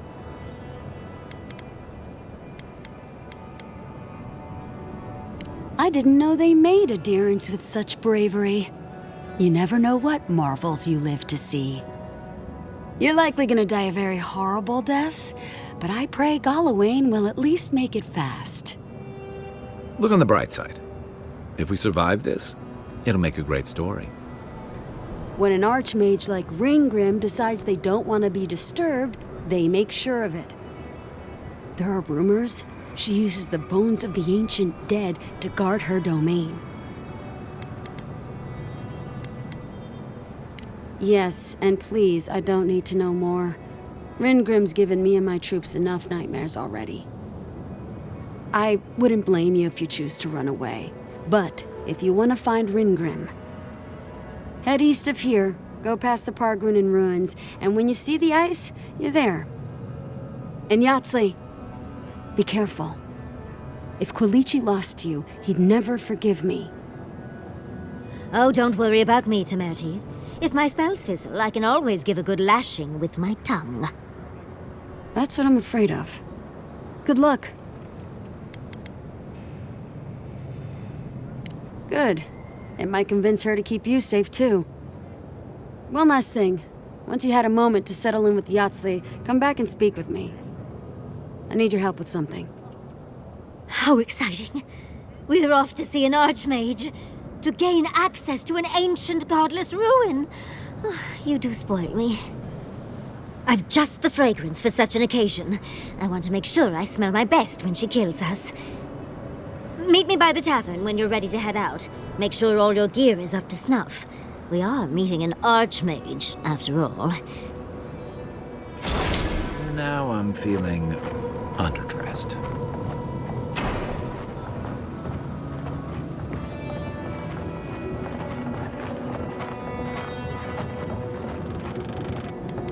Thank you for returning. I wish I could say I didn't actually need your help, but I do.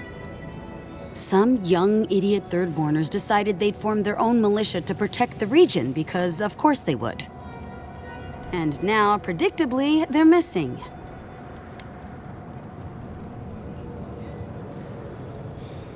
Any real soldier would know the worst crime against his brothers in arms is desertion. He should have stayed with them to the end. I'll make sure these badges are given to the surviving families.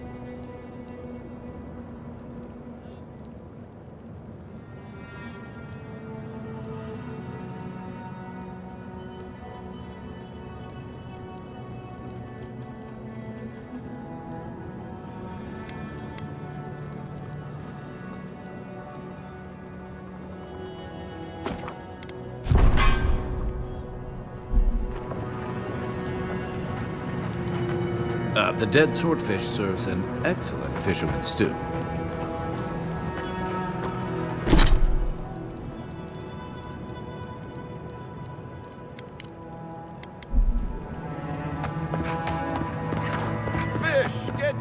Don't forget your friend Daiko and his completely legal package that you said you'd pick up.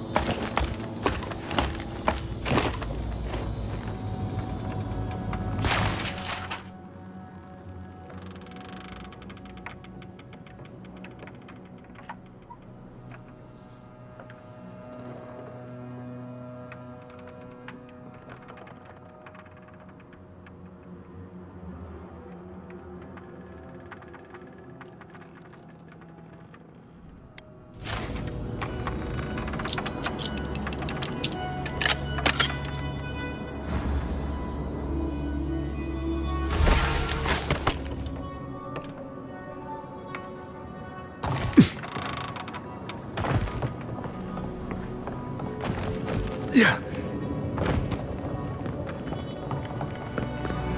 Don't forget your friend Daiko and his completely legal package that you said you'd pick up.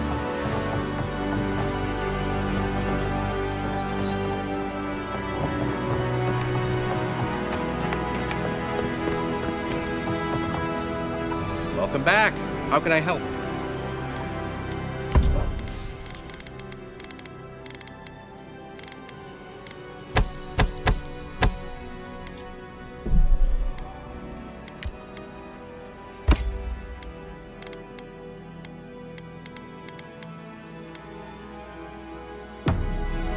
Don't forget your friend Daiko and his completely legal package that you said you'd pick up. Why do you spend so much on glaze, Merrick? Pots look fine. They're urns, rations. Supposed to look dignified on a shelf. Why does it matter? They're dead. Seems like a waste of coin to me. Yeah, I'm not taking advice from someone who makes bowls to shit in.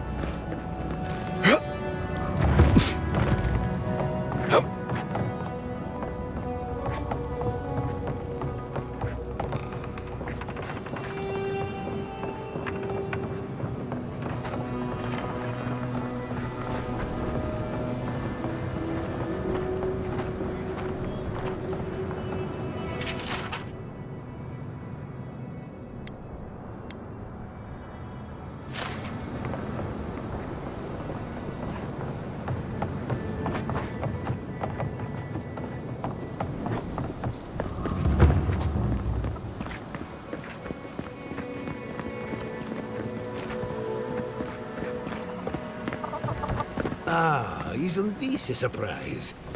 Giada, come say hello.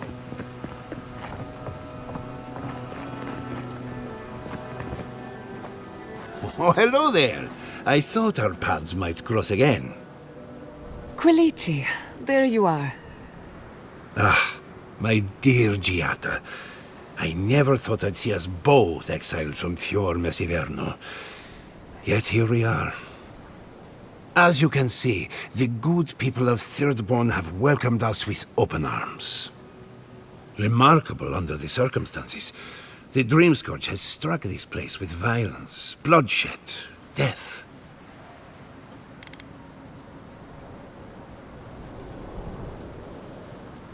Yeah, not as combatants, perhaps, but as researchers. Though our work is slow, it shows promise. Now that we're under Thirdborn's protection, my animancers can get back to work.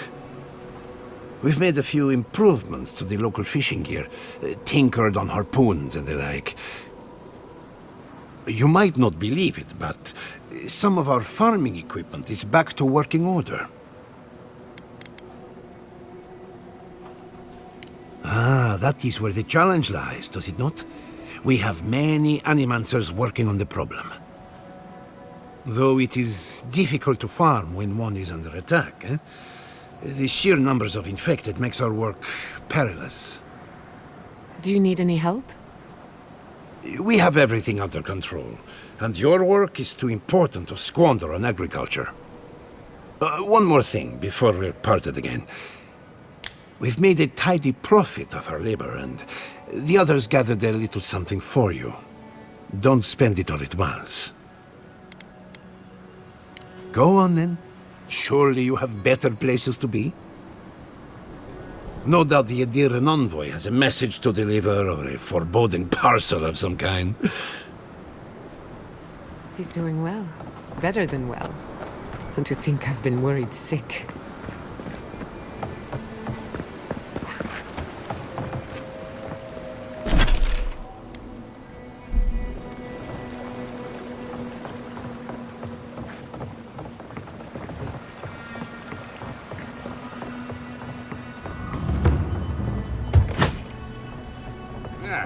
If you need something, get over here and talk to me.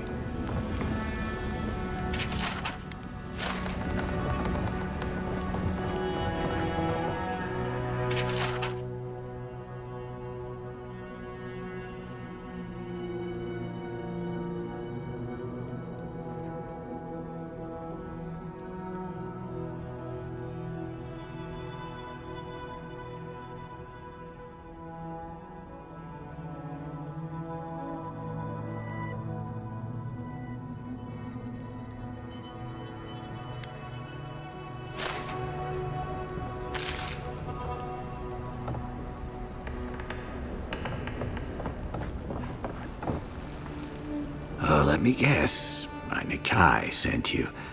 That kid's been muttering about sending some new hero by. Old man Capo. Glad to see you're still kicking around. Kai, what rock have you been hiding under? Those scales are looking rougher since I last saw you. Your eyesight finally going? But we didn't come here to talk about my handsome mug. That Nikai of yours still getting underfoot, I take it? Ah, like a cannonball on a rolling deck, that kid.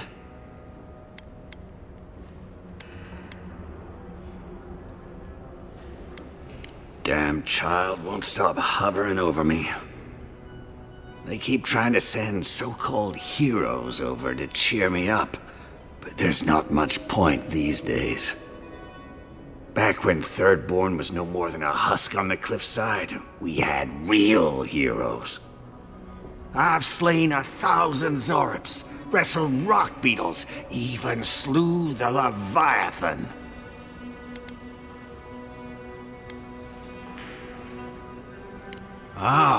Let me tell you. I had but a few harpoons and a single boat that morning. It had taken days to track the creature. My food and water were running out. When I found it, the beast heaved itself up from the water and crashed down onto me. And there, I thrust a harpoon deep into its belly and killed it. Oh, it took days to tow its body back on the flotsam of my boat. I love the story, even if the fish gets bigger every time. Ah, well, those days are long past. I'm a sick old man now. Not much I can do in Thirdborn anymore. Still, maybe Chico was onto something when they sent you. You're the one who cleared the dream thralls at the gates, aren't you? Ah, good to know someone is looking out for Thirdborn at least. I tell you what. This old man would like to ask a boon of you. One hero to another. I promise it'll be worth your while. I want to see my heart one last time. Will you get it for me? Oh, good, good. A Leviathan heart is a rare thing. When left out in the air, it becomes as hard as Adra, and 100 times as valuable. And I had the only one in the living lands. I couldn't just leave it on my kitchen table now, could I? No, I kept it safe, hidden up in the godless ruin along the coast. now, I'm dying. I can feel it in my bones. I don't have long, and I'd like to see my treasure one more time. Get it for me, and I'll see you get a reward. Beyond that, well, I left that old ruin with a few tricks for would-be thieves. Step carefully. Still all brine. Wouldn't have him any other way. Good luck, godlike.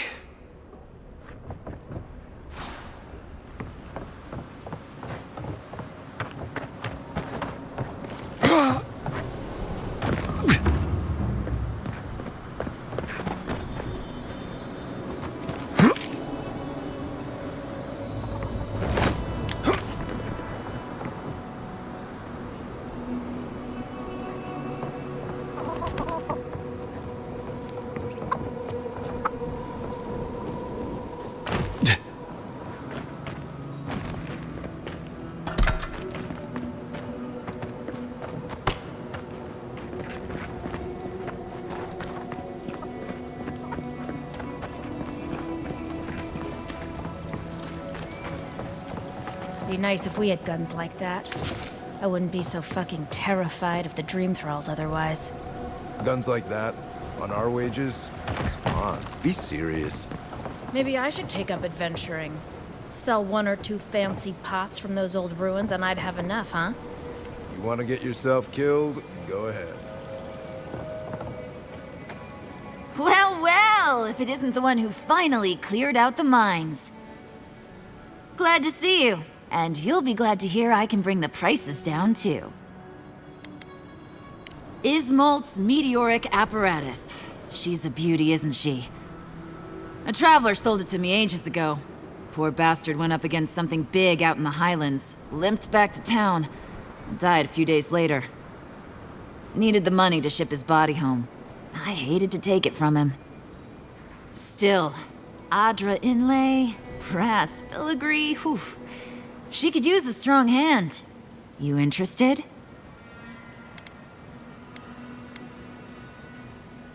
If the stories I hear are anything to go by, like a kick in the teeth.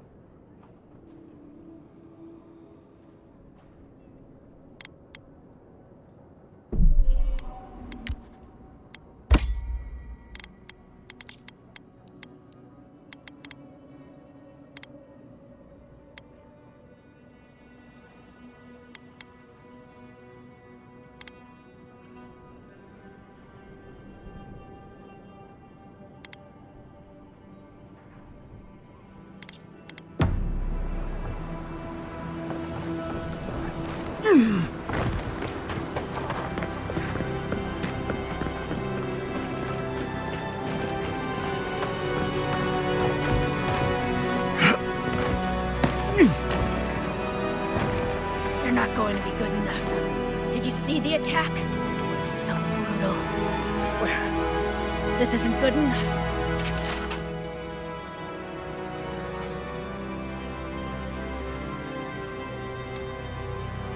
Your work is the best this side of the water. It'll do what we need. I don't think we stand a chance against those infected bastards. I heard what the guards said. Cannons kill dream thralls, same as they kill anything else. Keep faith, Kenna. We'll make it through. And we'll have your steel to thank for it.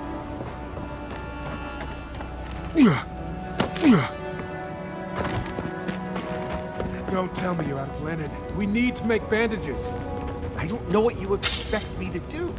I can't just make more linen out of thin air. What am I supposed to do? Do you want everyone to bleed out? Does it even matter?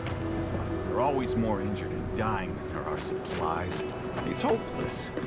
There's gotta be a better way to fight dream thralls. Don't see Addie or hurting over it. They're out in Eagle's Reach like it's a training exercise.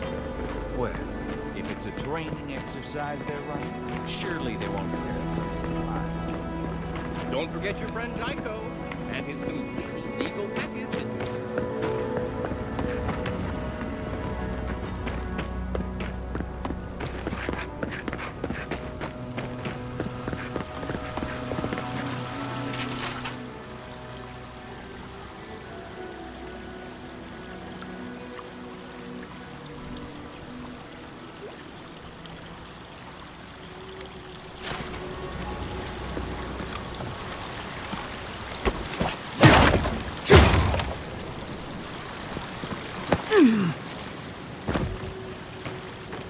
Yeah.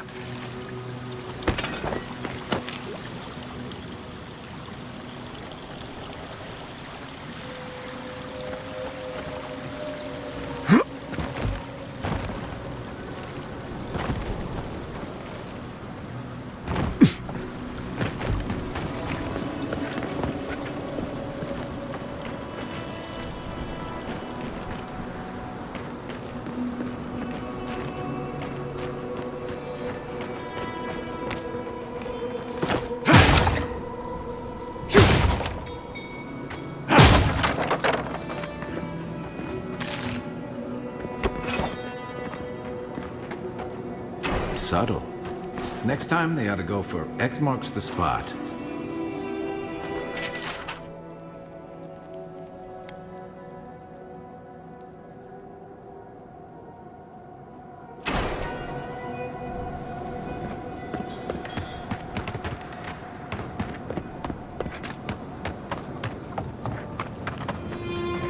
Yoo-hoo! Over here, dearie.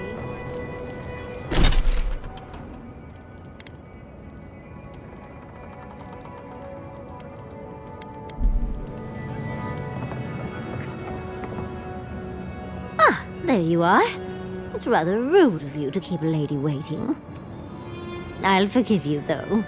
It gave me a chance to dip into my notes about the Circle of Archmagi. One does not simply waltz into an Archmage's domain unprepared. Tell me, dearie, how much do you know about Ringrim? Oh, lovely. Then you know what we're up against. Oh, her spells are legendary. The Circle of Archmagi are the most powerful magical beings in Eora. Whatever the reason, the fact that she's here at all is significant. Oh, Aldra's titties. The Circle sent the Archmage of Terror. Oh, she's just brilliant.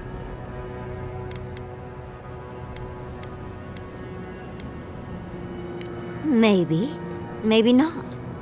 But Nakukubel is very old and very large.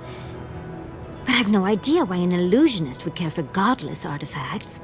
Yours truly excluded, of course. There must be something in there of interest to Ringrim. Probably something powerful.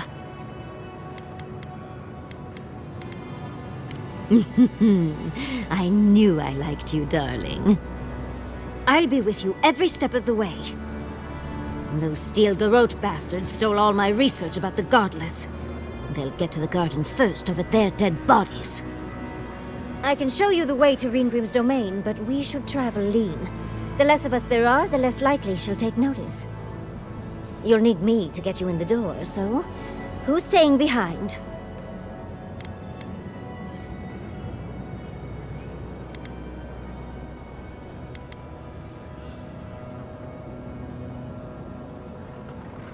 I promise we'll get into the right amount of trouble. Perfect. Oh, this is going to be fun.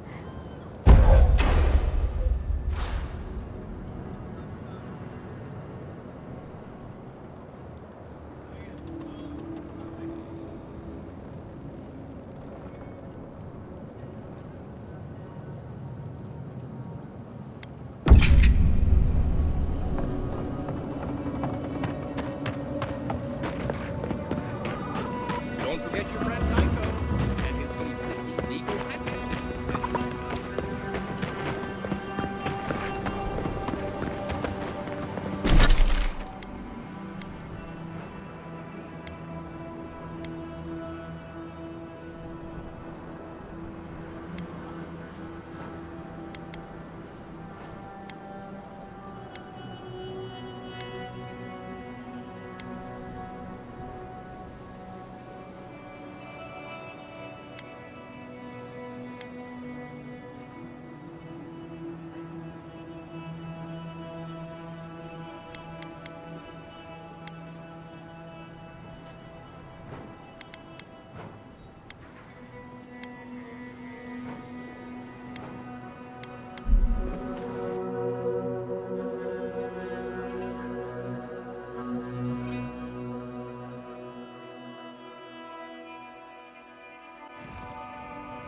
How do you feel about poetry? Poetry? Why the hell are you asking me about poetry? Do you like it? Come on, tell me. Say a few lines of poetry. Wait. Do you think I have the Dream Scourge? No, I don't. But I wanted to be sure, okay? They said that's the first sign. I thought having fungus grow out of your head was the first sign. It can be both.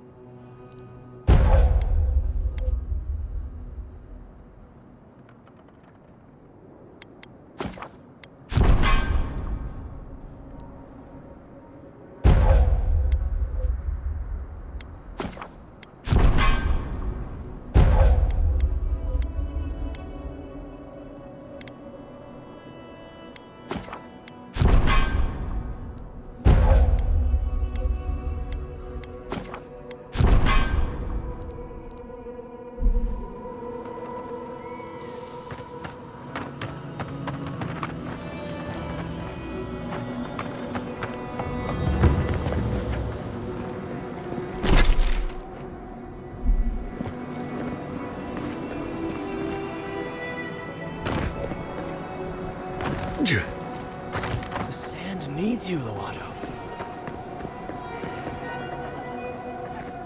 I was talking to myself again, wasn't I? Sorry. I don't know. Do I? Maybe I'm just nervous.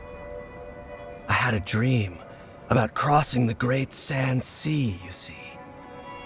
Great dunes and shifting clouds.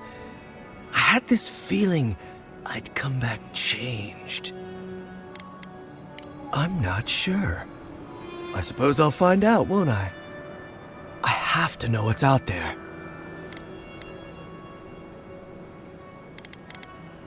What a strange question.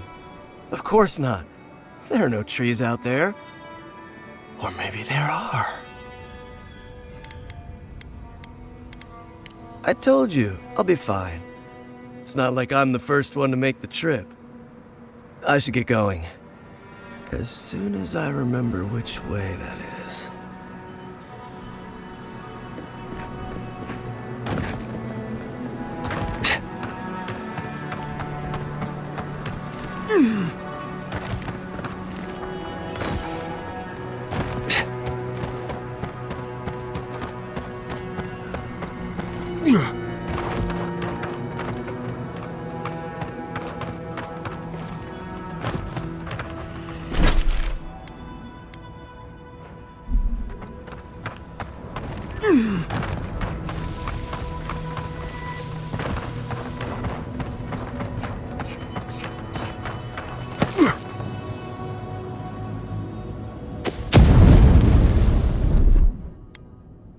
That's done.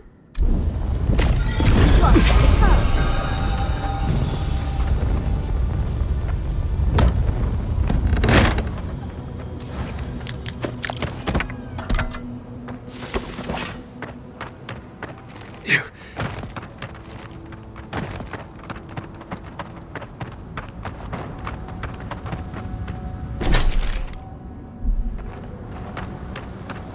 What a beautiful view.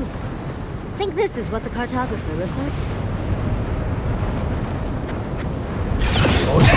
Used to fight like a blade in the dark. Not bad for a scholar.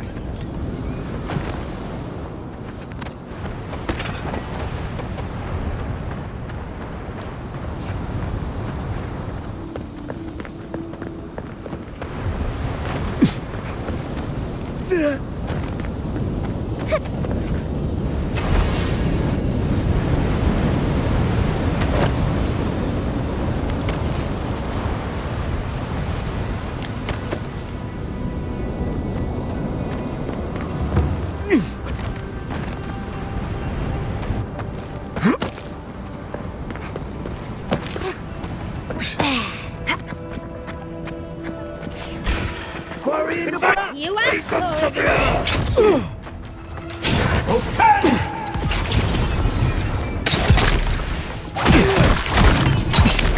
Nicely done!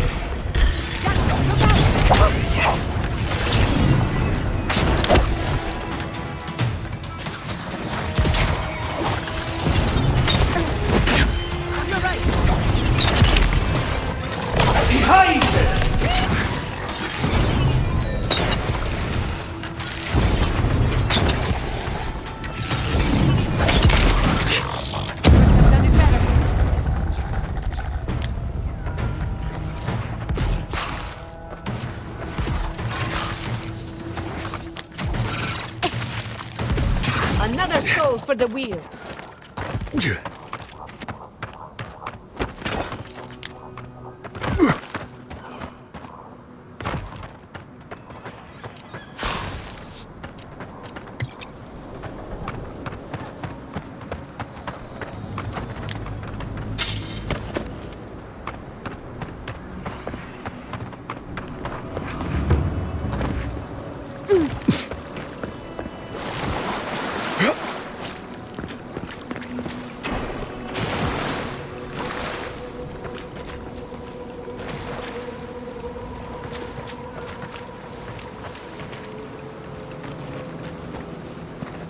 Hey there, brother. Here for a dip? Or we can get right to business, 'cause a glint in your eye says you're here for a reason.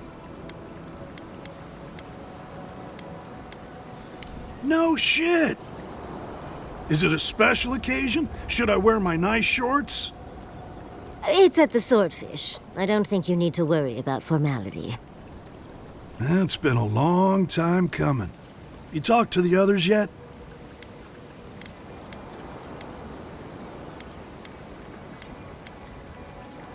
Well, you know how it is. Captain says one thing, maybe we say another. Maybe we had a deal go sideways. Maybe it was politics. Maybe the deal was also kind of politics. See, old Captain likes an empire. Loves all the pomp and circumstance. Wronga, though. Nothing gets her madder than people thinking anyone could be born to wear a crown. Well, nothing divides like politics, I suppose. Doubt you'll be making it back with her either. She's convinced the captain's trying to kill her. I can't say I understand why. Our last deal went south, but that wasn't anybody's fault. Sometimes things fall off the back of a boat. Doesn't mean somebody pushed. Oh, there's drama to be found here. We'll have to ask the others. Shit happens at sea, you know. Anyway, it'll be good to see the others again. Even if it ends up being the last time. I wouldn't be caught dead anywhere else. Don't have too much fun.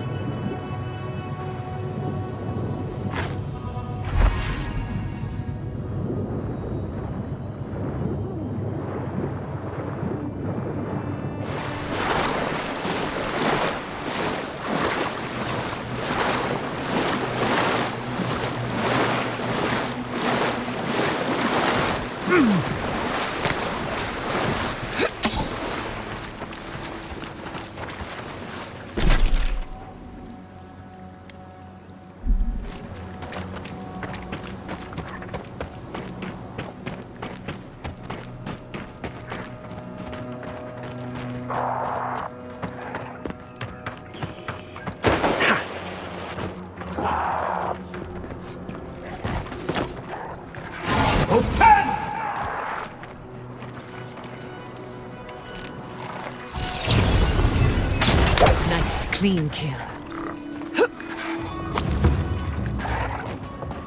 Lead the way.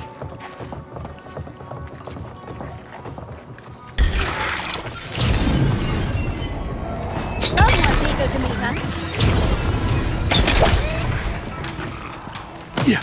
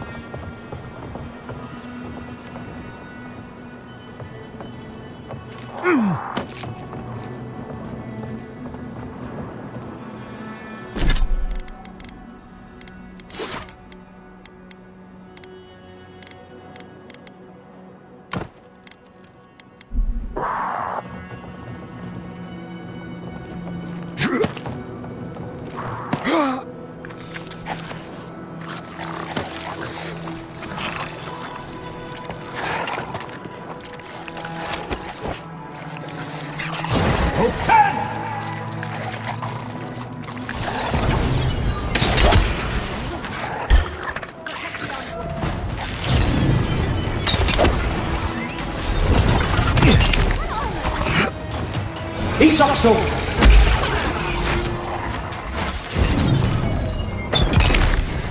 Scheiße!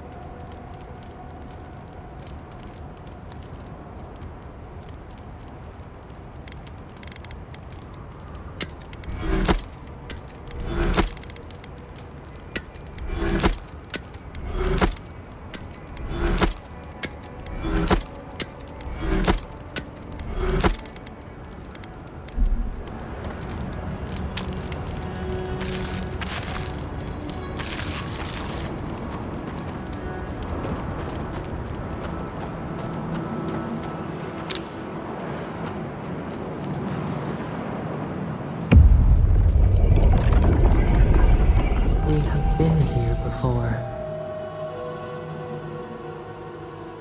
Do you hear the dust whisper on the wind?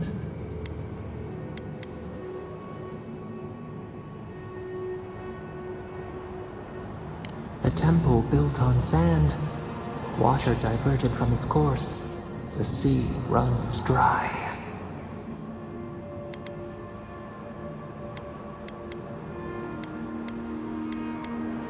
Now our memory is a wound reopened. You are Nirmana, one of those who speak for us. Your gift shone a different shade from others of your kind. The souls of the departed danced before you like sea foam. Tell us, what did you make of the songs they sang to you?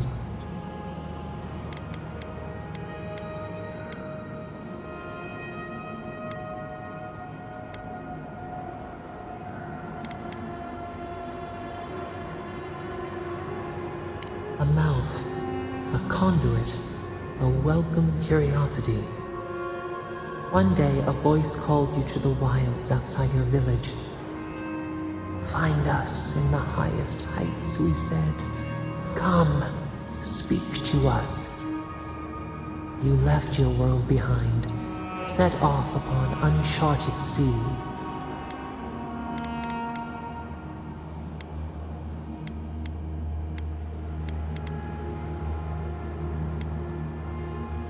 Cocoon, a traveling cloak, break down to transform the self.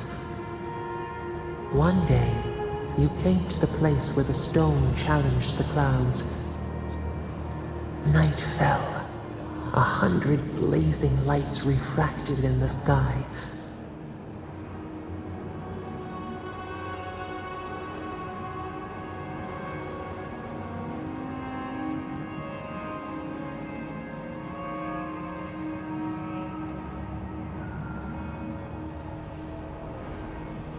We appeared. Your essence joined with ours. We shared what we had seen. You perceived us in new colors.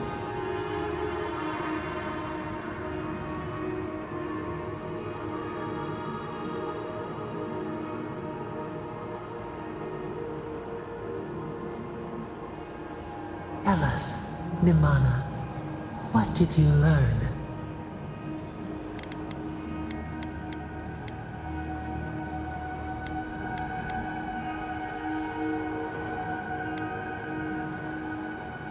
The bee pollinates the blossom. One hand serves the next. You sailed home to the village, eager to share what you had seen. We prickled. Something was wrong. Trouble like salt on the breeze. People had chased the water back. They raised the wood and stone. They built a tremendous temple. They offered us their stores of food.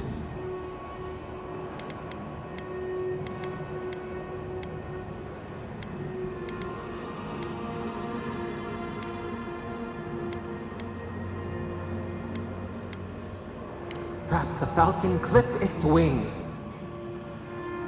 They feared you. They feared us. They tried to placate, to control. Your eyes turned up. You saw a statue, a prison.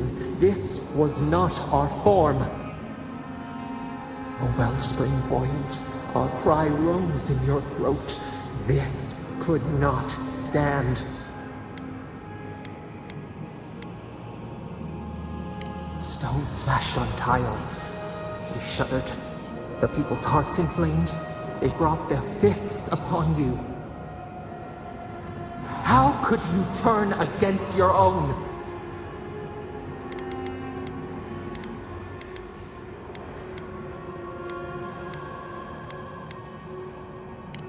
The wild dog bites the hand that feeds. The ground shakes. The thorns prick. A crack carves through the pillars. Why?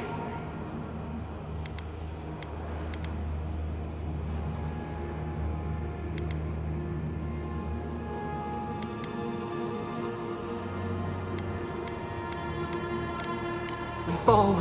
We fall.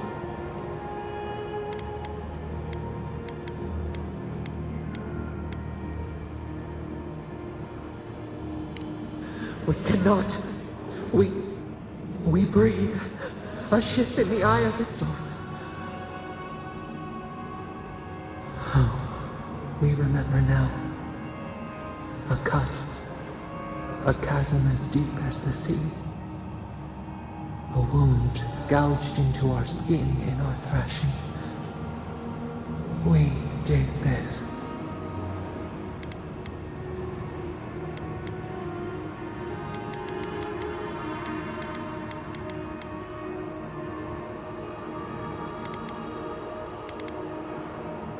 We felt no ire for the Akita. We merely flinched.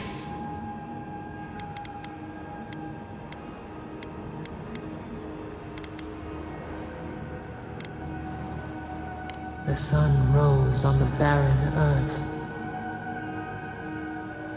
The village had tumbled down the chasm.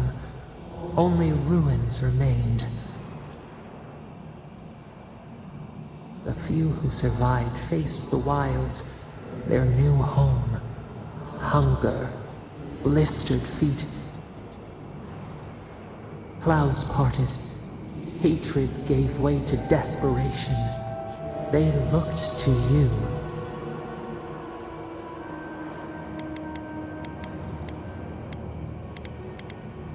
Wisdom, the purest offering. People again condemned to wander. A village, one day rebuilt. In time, all those who spoke for us came to Thirdborn to face their fate.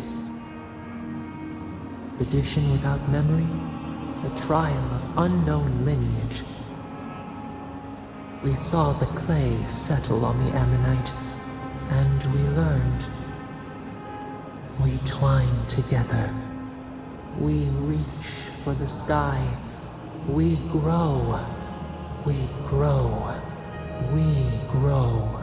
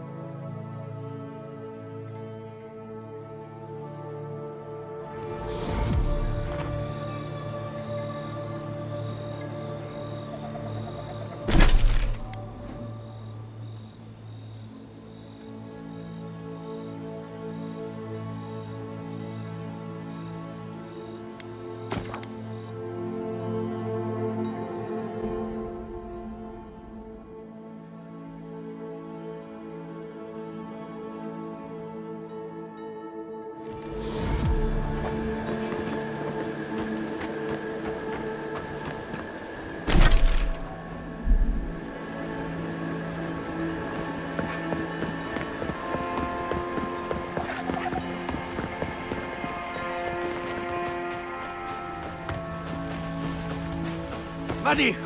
What bloodthirsty fools! Praise the gods that there weren't more of them.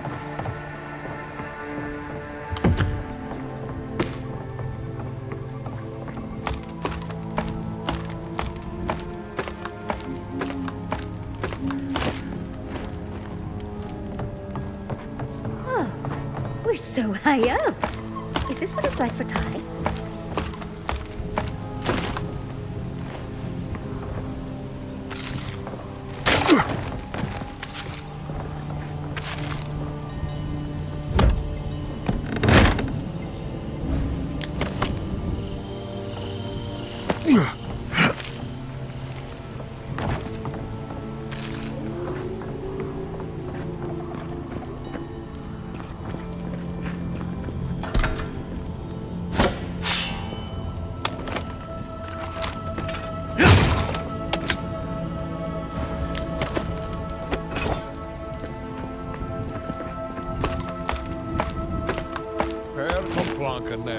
It's just a... Quit moving around, you butthole. Gods, I could go for some sako right about now.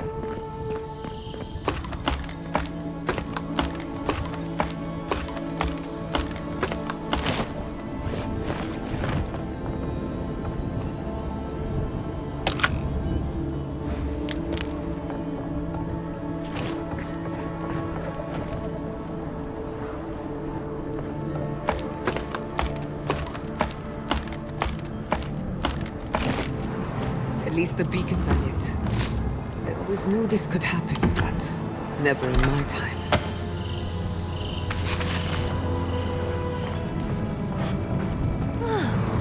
What a beautiful view of Knuckles Village.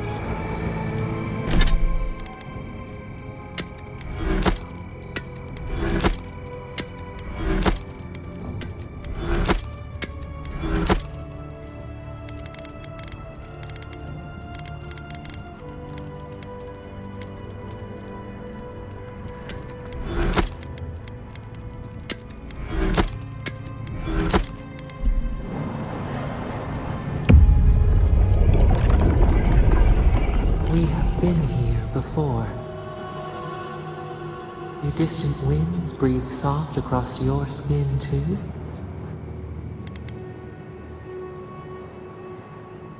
Flesh in the soil, worms in the flesh. A splash of hot blood seeps into the loam. Now, our memory is a wound, reopened. It didn't have to die. Twin stars fall through night and collide beside the sea. Nekad and Enhekala, the arc of one bright light obliterates the other. You are Enhekala, a Tabaru Sinakis. You speak for the garden, and for us, the gardener.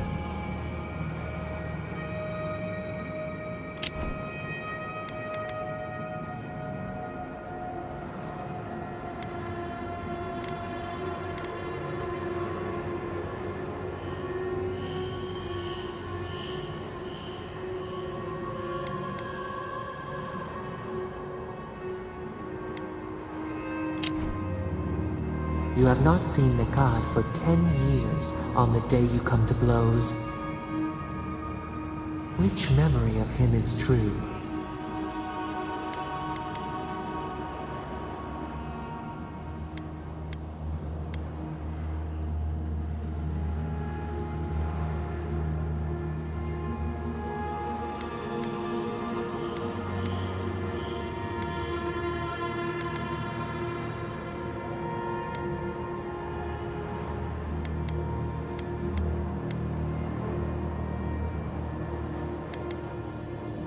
Things were good between you for a time. But who was Nekad to us in Hekala? Help us to remember.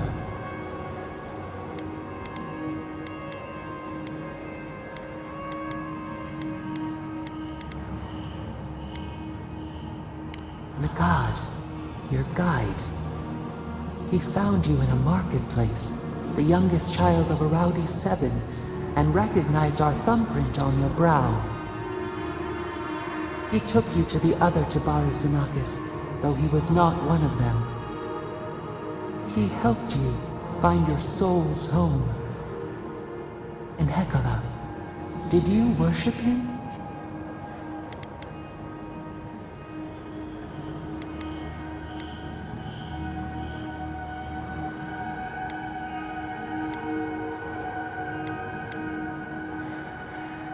From him, you learn that each of you can only be as you are made, ourselves included.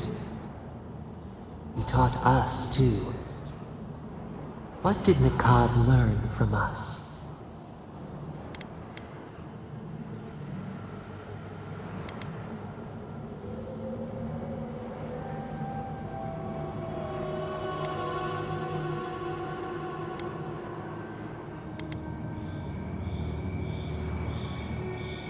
You should both have been afraid. There was a disaster. In the temple, we did something terrible. Many of our people died. It was why you built it. Naku Tedek. But in Hekala, what did we do?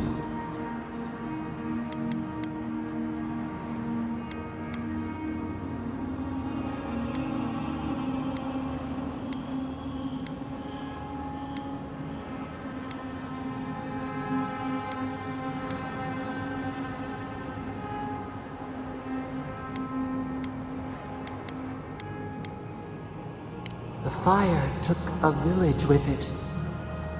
We recall a shard of memory. A blinding crash threw us from bed. We stumbled to the street.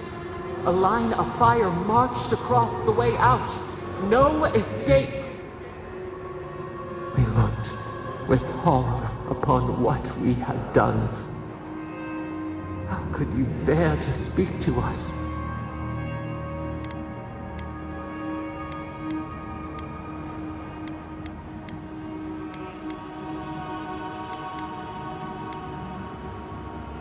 Your pride only shamed us more.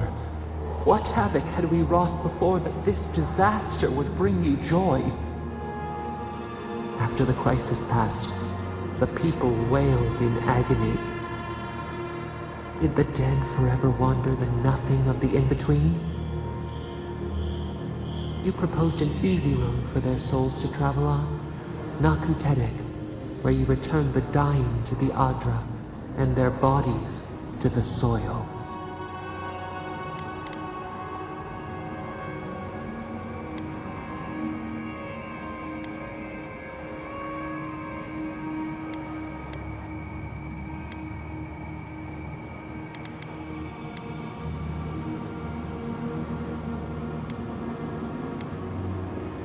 Hiding, seeking, finding, revealing. We should like that to be our way. Yet Nikad, your mentor, opposed Nakutedek's construction with his every breath and word. How could he despise your mission? We do not remember why.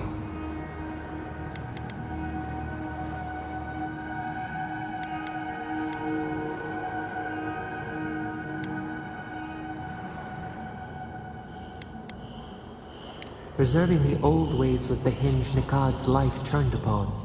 Without his purpose, he would have been lost for how to live.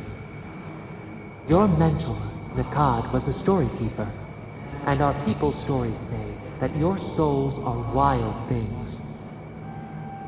Your souls leave your bodies and run free across the land to enter death and return to life in their own time. So it has been. And so Nikad believed it should always be. Why did you betray him?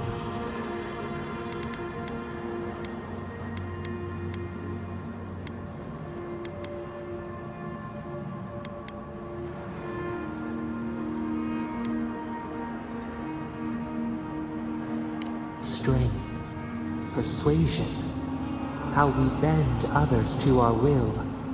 This is what preoccupied you. We remember now. When he finally saw Nakutedek and understood what you had built, what did Nikad do?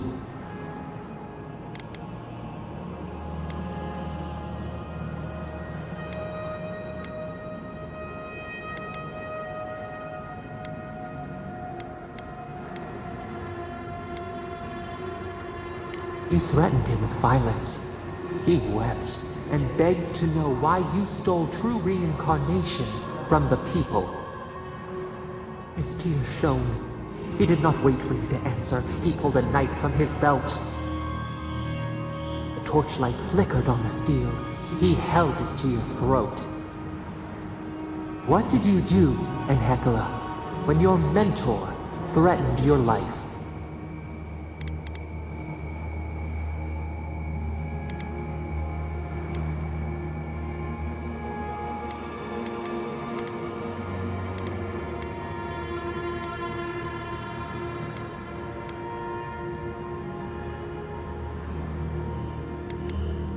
We remember. Steel on steel. A spurt of blood. A sound of pain. You stood over him and wept. Could he have been right about you? One more thing, Enhekala. What did you feel as he died?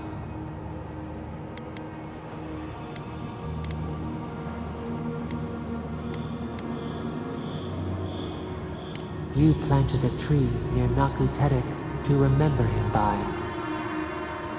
As it grew, we learned that we should not pass judgment, but observe. We twine together. We reach for the sky. We grow. We grow. We grow.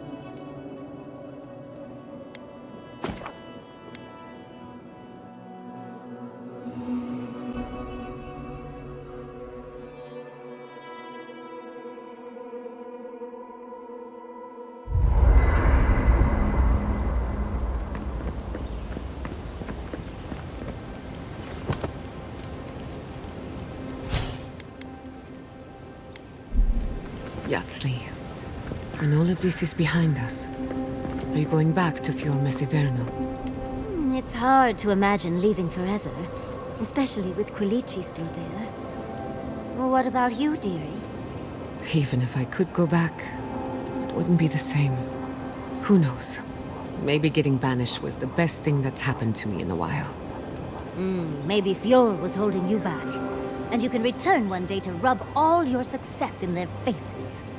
You're too kind to me, Yatsli. I don't deserve you. For all you put up with from me, I'm sure I could be kinder. But I'm always happy to help.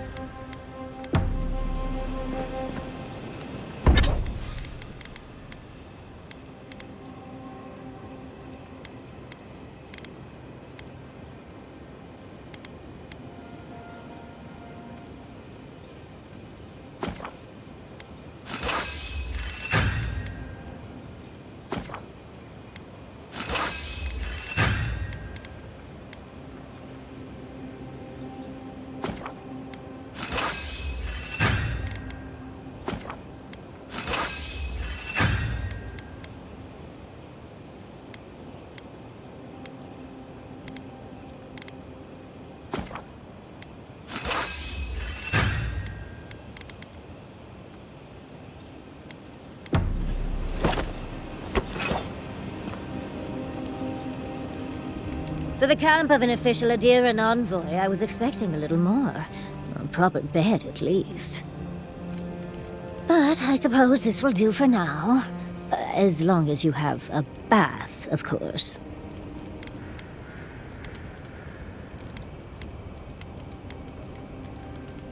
When the mood is right, I find I like everything. I'm going to write Quilici tonight. Make sure he misses me. But, as riveting as it is to complain about our accommodations, I imagine you have another topic in mind?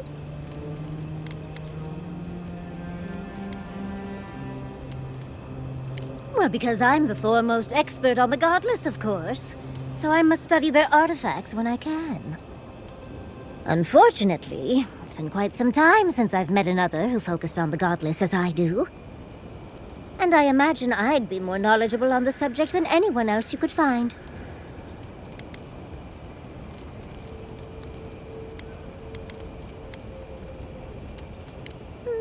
Technically, yes. Well, it set me on the path, at least. When I got my first grimoire as a child, I was trying out some of the fancy new spells I'd been given. I was attempting a simple illusion spell, but I must have slurred my words. The next thing I know, everything was on fire.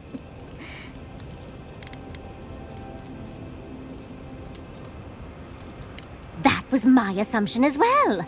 Barrett's balls. It's nice to know I won't have to dumb things down with you. What is childhood but for silly things? When else can you get away with arson? My father was able to pull me from the flames as my mother doused them. I burned myself badly enough to give myself some vivid dreams, but the house still stood at the end. Of course. Now I only burn those that deserve it, like mosquitoes and university administrators. The only lasting damage was my burn mark and the dreams.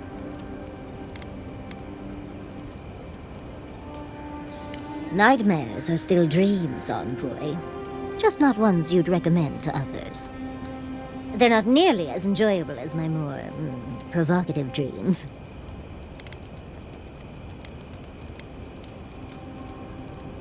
Oh. Well, just be sure to have a quick release knot if you ever make that fantasy reality. Someone should learn from my mistakes. I certainly have no intention to. Goodness. We're feeling very honest today, aren't we? As delightful as you are, we've much to do and less time to do it in. Shall we go?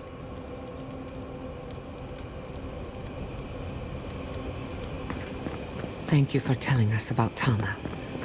For what it's worth, I don't think less of you. Dealing with grief, it's never easy. I've lost people before. You're right. The grief is never easy. What I didn't know how to deal with was the shame, knowing I'd failed them. We never fail those who love us. But our conscience tells us otherwise. Oh, Envoy, might I steal a moment of your time? We need to discuss what happened in Emerald Stair, don't you think? Look, I lost more research than I'd like to count. But Fiora and its people are safe. That's what matters. Thank you, Envoy. I don't know how you managed it, but whatever you did, you averted disaster. That being said, your ambassador is going to get an earful, and possibly a fistful, next time we're in Paradise. Envoy, you'll find that I'm unreasonable from time to time, so hush. At least we were able to get everyone to safety. Though with everything happening in Thirdborn, safe might be relative. At least I know Temerity will keep an eye on them. I think she knows what'll happen if she doesn't. Long enough that I trust her to do her best by everyone. You see, Emerald Stair has Naku Tedek. For a young and aspiring godless scholar, it was a godsend, if you'll forgive the pun. And, as a young at heart godless scholar, I've traveled outside the stair to other ruins. That's how I met Temerity. Thirdborn's close to Naku Kubel, and a girl's gotta eat sometime. Who says I did? I still go out often. I've catalogued many ruins, but there are always more. And coming home to a warm welcome is lovely. You should try it sometime, darling. Oh, part of it is my sparkling personality, of course, but a larger part of it is time. It's hard to hate someone when they drop by your lab with lunch after you've forgotten to eat again. It's so much easier to do when you're younger. Now, I enjoy eating and watching Quilichi cook far too much. My mother always said that the way to a man's heart was through his stomach. Quilichi and I got together the old-fashioned way, though. I saw a beautiful man across a smoky tavern. Then I dazzled him with my delightful personality. Then he showed me an abandoned ruin outside of town, and I was hooked.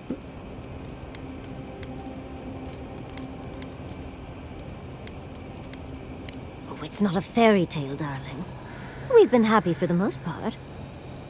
Many rough patches got smoothed over well enough. I only thought about killing him once or twice. He's probably thought the same a bit more. It's hard to believe that things have changed so much recently. Any sense of safety just went poof. It makes you wonder how everything will turn out.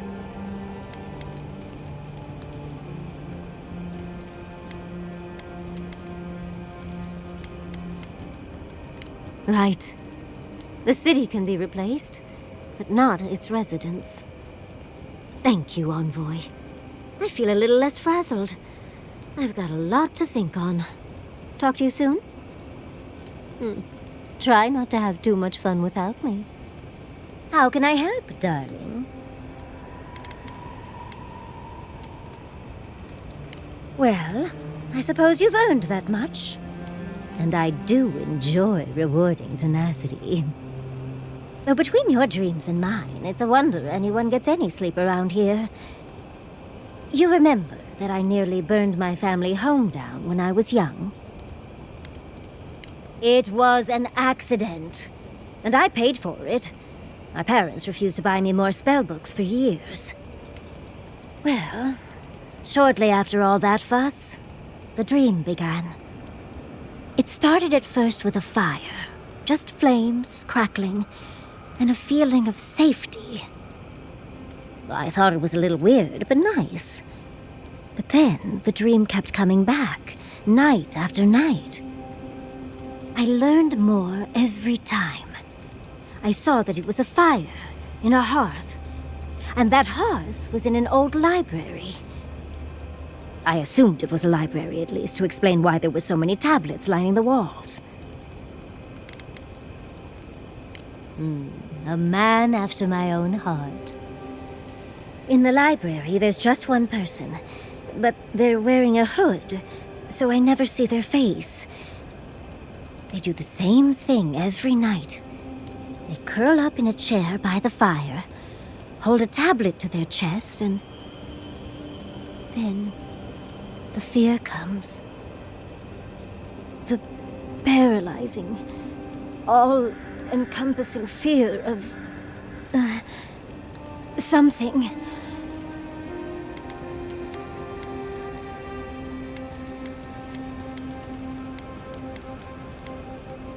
Just the noise. A low, deep banging starts, and it rattles through your bones and shakes you to your core. And it replaces the beat of your heart with this droning on and on and on until you forget every other sound you've ever heard. A beat. A beat. Steel feet on the shore. They come by night. And then, as it just gets louder and louder, and right before it gets there, I wake up. You've been listening to too many of Giada's ghost stories. And let me tell you, waking up in a cold sweat does nothing for my fur. How sibilant. No, just that it's all-encompassing. It's strange. I've not told many of the details of my dream. I suppose I must like you quite a bit, Envoy. Don't let it inflate your ego too much. You know, Envoy, we've traveled enough that I think I've gotten a handle on your style. Style of fighting, I mean. Your fashion sense is more opaque. But listening to your incantations, they could use some tightening up. I could probably teach you a thing or two, if you're up for it. What do you say?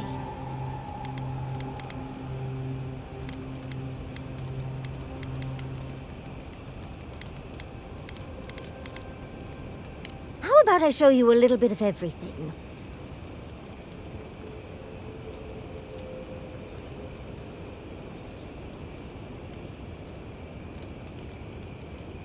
What? Out of breath already?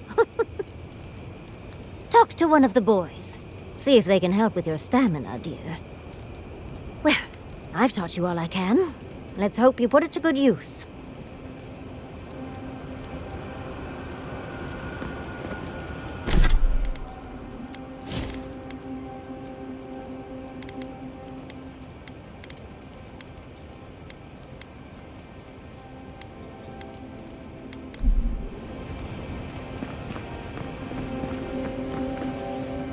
I think those Adirans were onto something. Do you think they can really cure the Dream Scourge?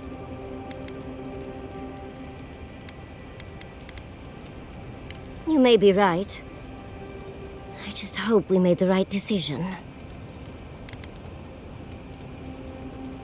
You took the words right out of my mouth, Envoy. Now that the researchers can research, think of what we'll learn. A cure might sound far-fetched, but what if they find treatments for the Dream Scourge? And even other ailments? Oh, I can't wait to see how far they've come when we see them again. Well, that's all I had to say. I'll let you get back to whatever you were doing. Unless there's something else you want to chat about? How can I help, darling? Careful what you wish for, darling. So, the Godless, or the Akida, as they called themselves, were the original folks who lived in the Living Lands. They arrived on the shores of a new land and settled there, living with the land instead of trying to tame it.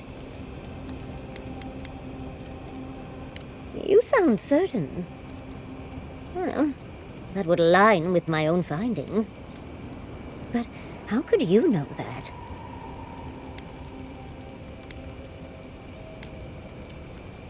Does that happen a lot?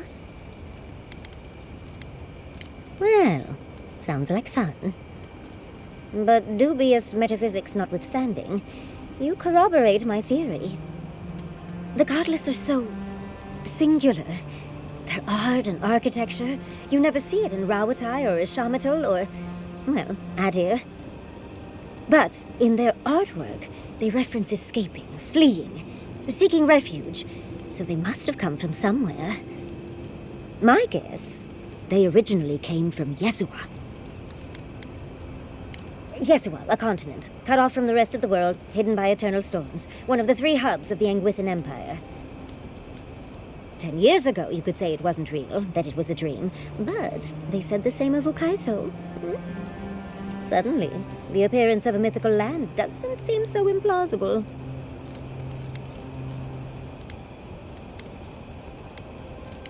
There was some kind of schism, an ideological one. From what I can glean, the Godless were staunchly against the gods, hence their name. There are even some not-so-kind murals of the gods. It seems like the Godless really took their anti-theism seriously. I know!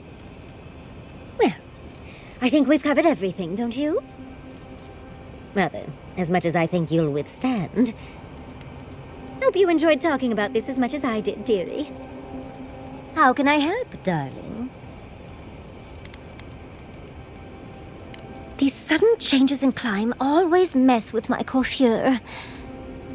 Does Adir have good fur maintenance products? Do you have a contact for that?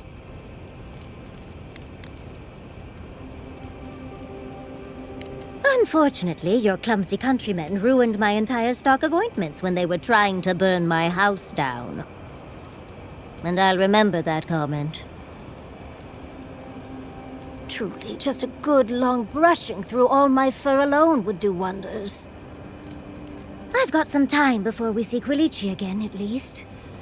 It'll give me time to find something to remind him of what he's missing.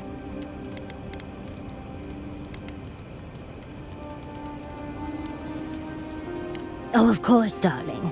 He just enjoys the fruits of my labor more often than most, and I'd hate to disappoint. Quilici and I got used to the stairs early on. Thankfully, at least in Fjord, those stopped eventually. After 30 years, it's hard to still be surprised by us just drinking at the Magpie.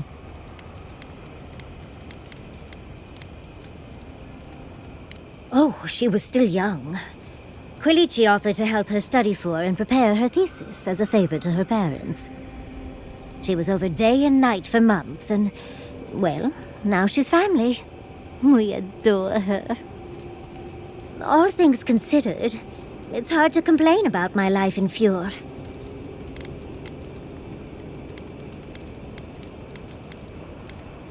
You're too sweet. As much as I enjoy our little chats, dearie, we should really get going. Oh, but if you do end up finding any liniments, be sure to help a girl out. Careful what you wish for, darling. So, the Godless, they arrived... So, you sound certain. Well, but how could you... Does that happen? Well, but dubious... The Godless are... But, in their... My guess... Yes, well, a continent. 10 years ago, suddenly. There was some kind... From what I can... There are even some... It seems like the god... I have my reasons. Well, then, as much as I hope you enjoyed talking, how can I help, darling? Always a pleasure, envoy. Yanatat. I beg your pardon? Huh? You sneezed. Yanatat. Yanatat. Is it supposed to sound like a sneeze? How should I know? Thank you, dear. But I think I just got some perfume ingredients stuck in my nose. Right. Just be careful. There's something going around the camp. I think Kai caught some kind of... Yanatat, Listening to Yatsley's thoughts about godless ruins is one thing. Bringing her along for the rest of the trip is something else. Right. Soap is useful sometimes, but I don't pour it in my drinks. If she's read anything about the garden, it was written centuries ago. Obviously, things have changed since then. Bothered? Pedraku. It's my job to guide you as safely as possible. What you're doing isn't safe. I'll go along with whatever you decide. Just don't be disappointed when she doesn't show you what you wanted to see. Anyway. Right. What do you need? Right. Changing the subject. Pleasant dreams. I suppose if you're on a wild goose chase, there are worse places to do it.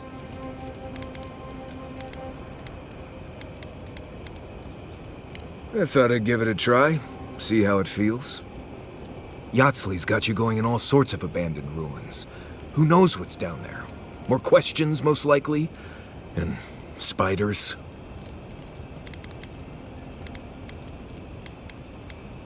Nothing, I'm fine. Forget I said anything. I just want to make sure we've covered all the options before we dive headfirst into another deadly ruin.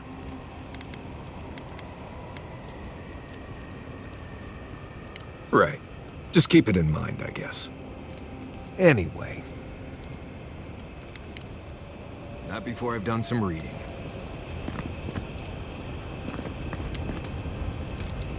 Thirdborn. If it weren't for the Leviathan skeleton in the middle of town, I'd hardly recognize the place.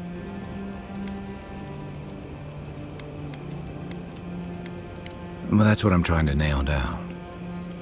You ever come back to a place and feel like the buildings are smaller and the colors are duller? And home just wasn't the same. Thirdborn was always this rugged oasis. Dangerous and out of the way, but bursting with vitality. It was a harbor for larger-than-life types. People like Capo, the Leviathan Slayer, and Tama. Glory seekers, trophy hunters, warriors trying to leave their battles behind. People who built around their stories and their scars.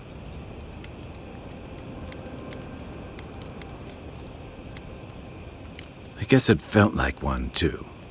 Hardtack and murk brew after a long day's patrol tasted better than any feast. Being back,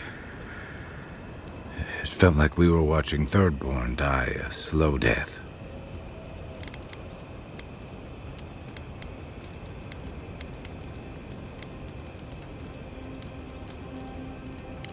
Yeah, but I thought age was supposed to bring wisdom. Something to balance out the back pains and creaky knees. I think what's eating at me is that Thirdborn seems rudderless. The Dream Scourge is one threat. Conflict with Adir is another. The Living Lands is changing, and Thirdborn feels like a barnacle on a moving ship. Temerity's leading them as best she can, but towards what? What are we doing out here besides surviving?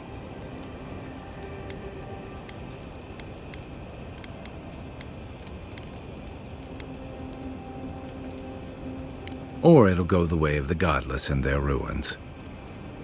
Not sure which idea makes me more uneasy. What about you?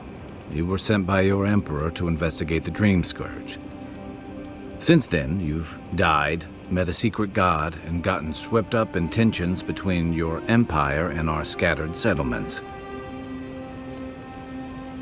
Between releasing Egwolf and thwarting the Steel Garrote and Emerald Stair, you've opposed your empire's interests.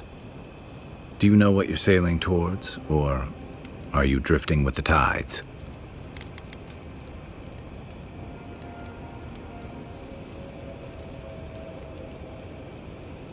That kind of clarity is rare. Thanks for talking. I hope Thirdborn is able to find its way somehow. Tama's memory. Never knew how to separate it from this place. And the longer I stayed away, leave, the harder it felt to come back. Harder than I thought. Thirdborn's missing a lot of familiar faces. And the youngsters who've grown up and the new arrivals, they seem green. Like they're cut from a different cloth, a more delicate one.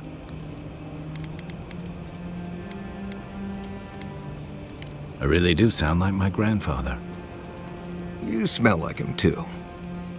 How about you borrow Yatsley's ladder so you can say that to my face? Thirdborns only survived because the people were tougher than the wilds. I just hope the people living behind those walls know how to keep them standing. I can take watch. I'll be up a while anyway. Despite everything that's happened, I'm so grateful to be working with Yatsley. In many ways, Quilichi has been like a second father to me. But Yatsley, she's like my dirty aunt who's up to no good. Oh, she's an expert in that field. While I have your attention, I've been thinking. Why is Inquisitor Ludwig suddenly interested in godless ruins? When it comes to her, there's never any good news. We should be ready for anything. Something tells me Ludwig isn't finished with us yet. If I must. Marius, can I offer a suggestion? I have a feeling you're about to do it anyway, so go ahead. I just want you to enjoy life. I'm worried that you aren't, and this might be your only chance. Right. What? The next time we get reborn, we might all be trees, or mushrooms, or rats. At least I'll already be used to having fur. We might not even be sentient. 100 years from now, we could all be grass. Good. It would be nice to just sit there, soaking up the sun. No worries at all. If it's even possible that this is our last chance at life. Wait, what? Never mind. Doesn't it bother you? Don't you want to get the most out of this life while you have it? Right. I get that you're concerned, but I'm good. As long as my body's still breathing, my soul will be just fine. I'm glad to hear it. Thank you, Marius. I won't bother you anymore. You're not bothering me. I mean, we're friends, after all. So we are. Yatsley, did you hear that? I made a friend. Wonderful, darling. Oh, you're growing up so fast.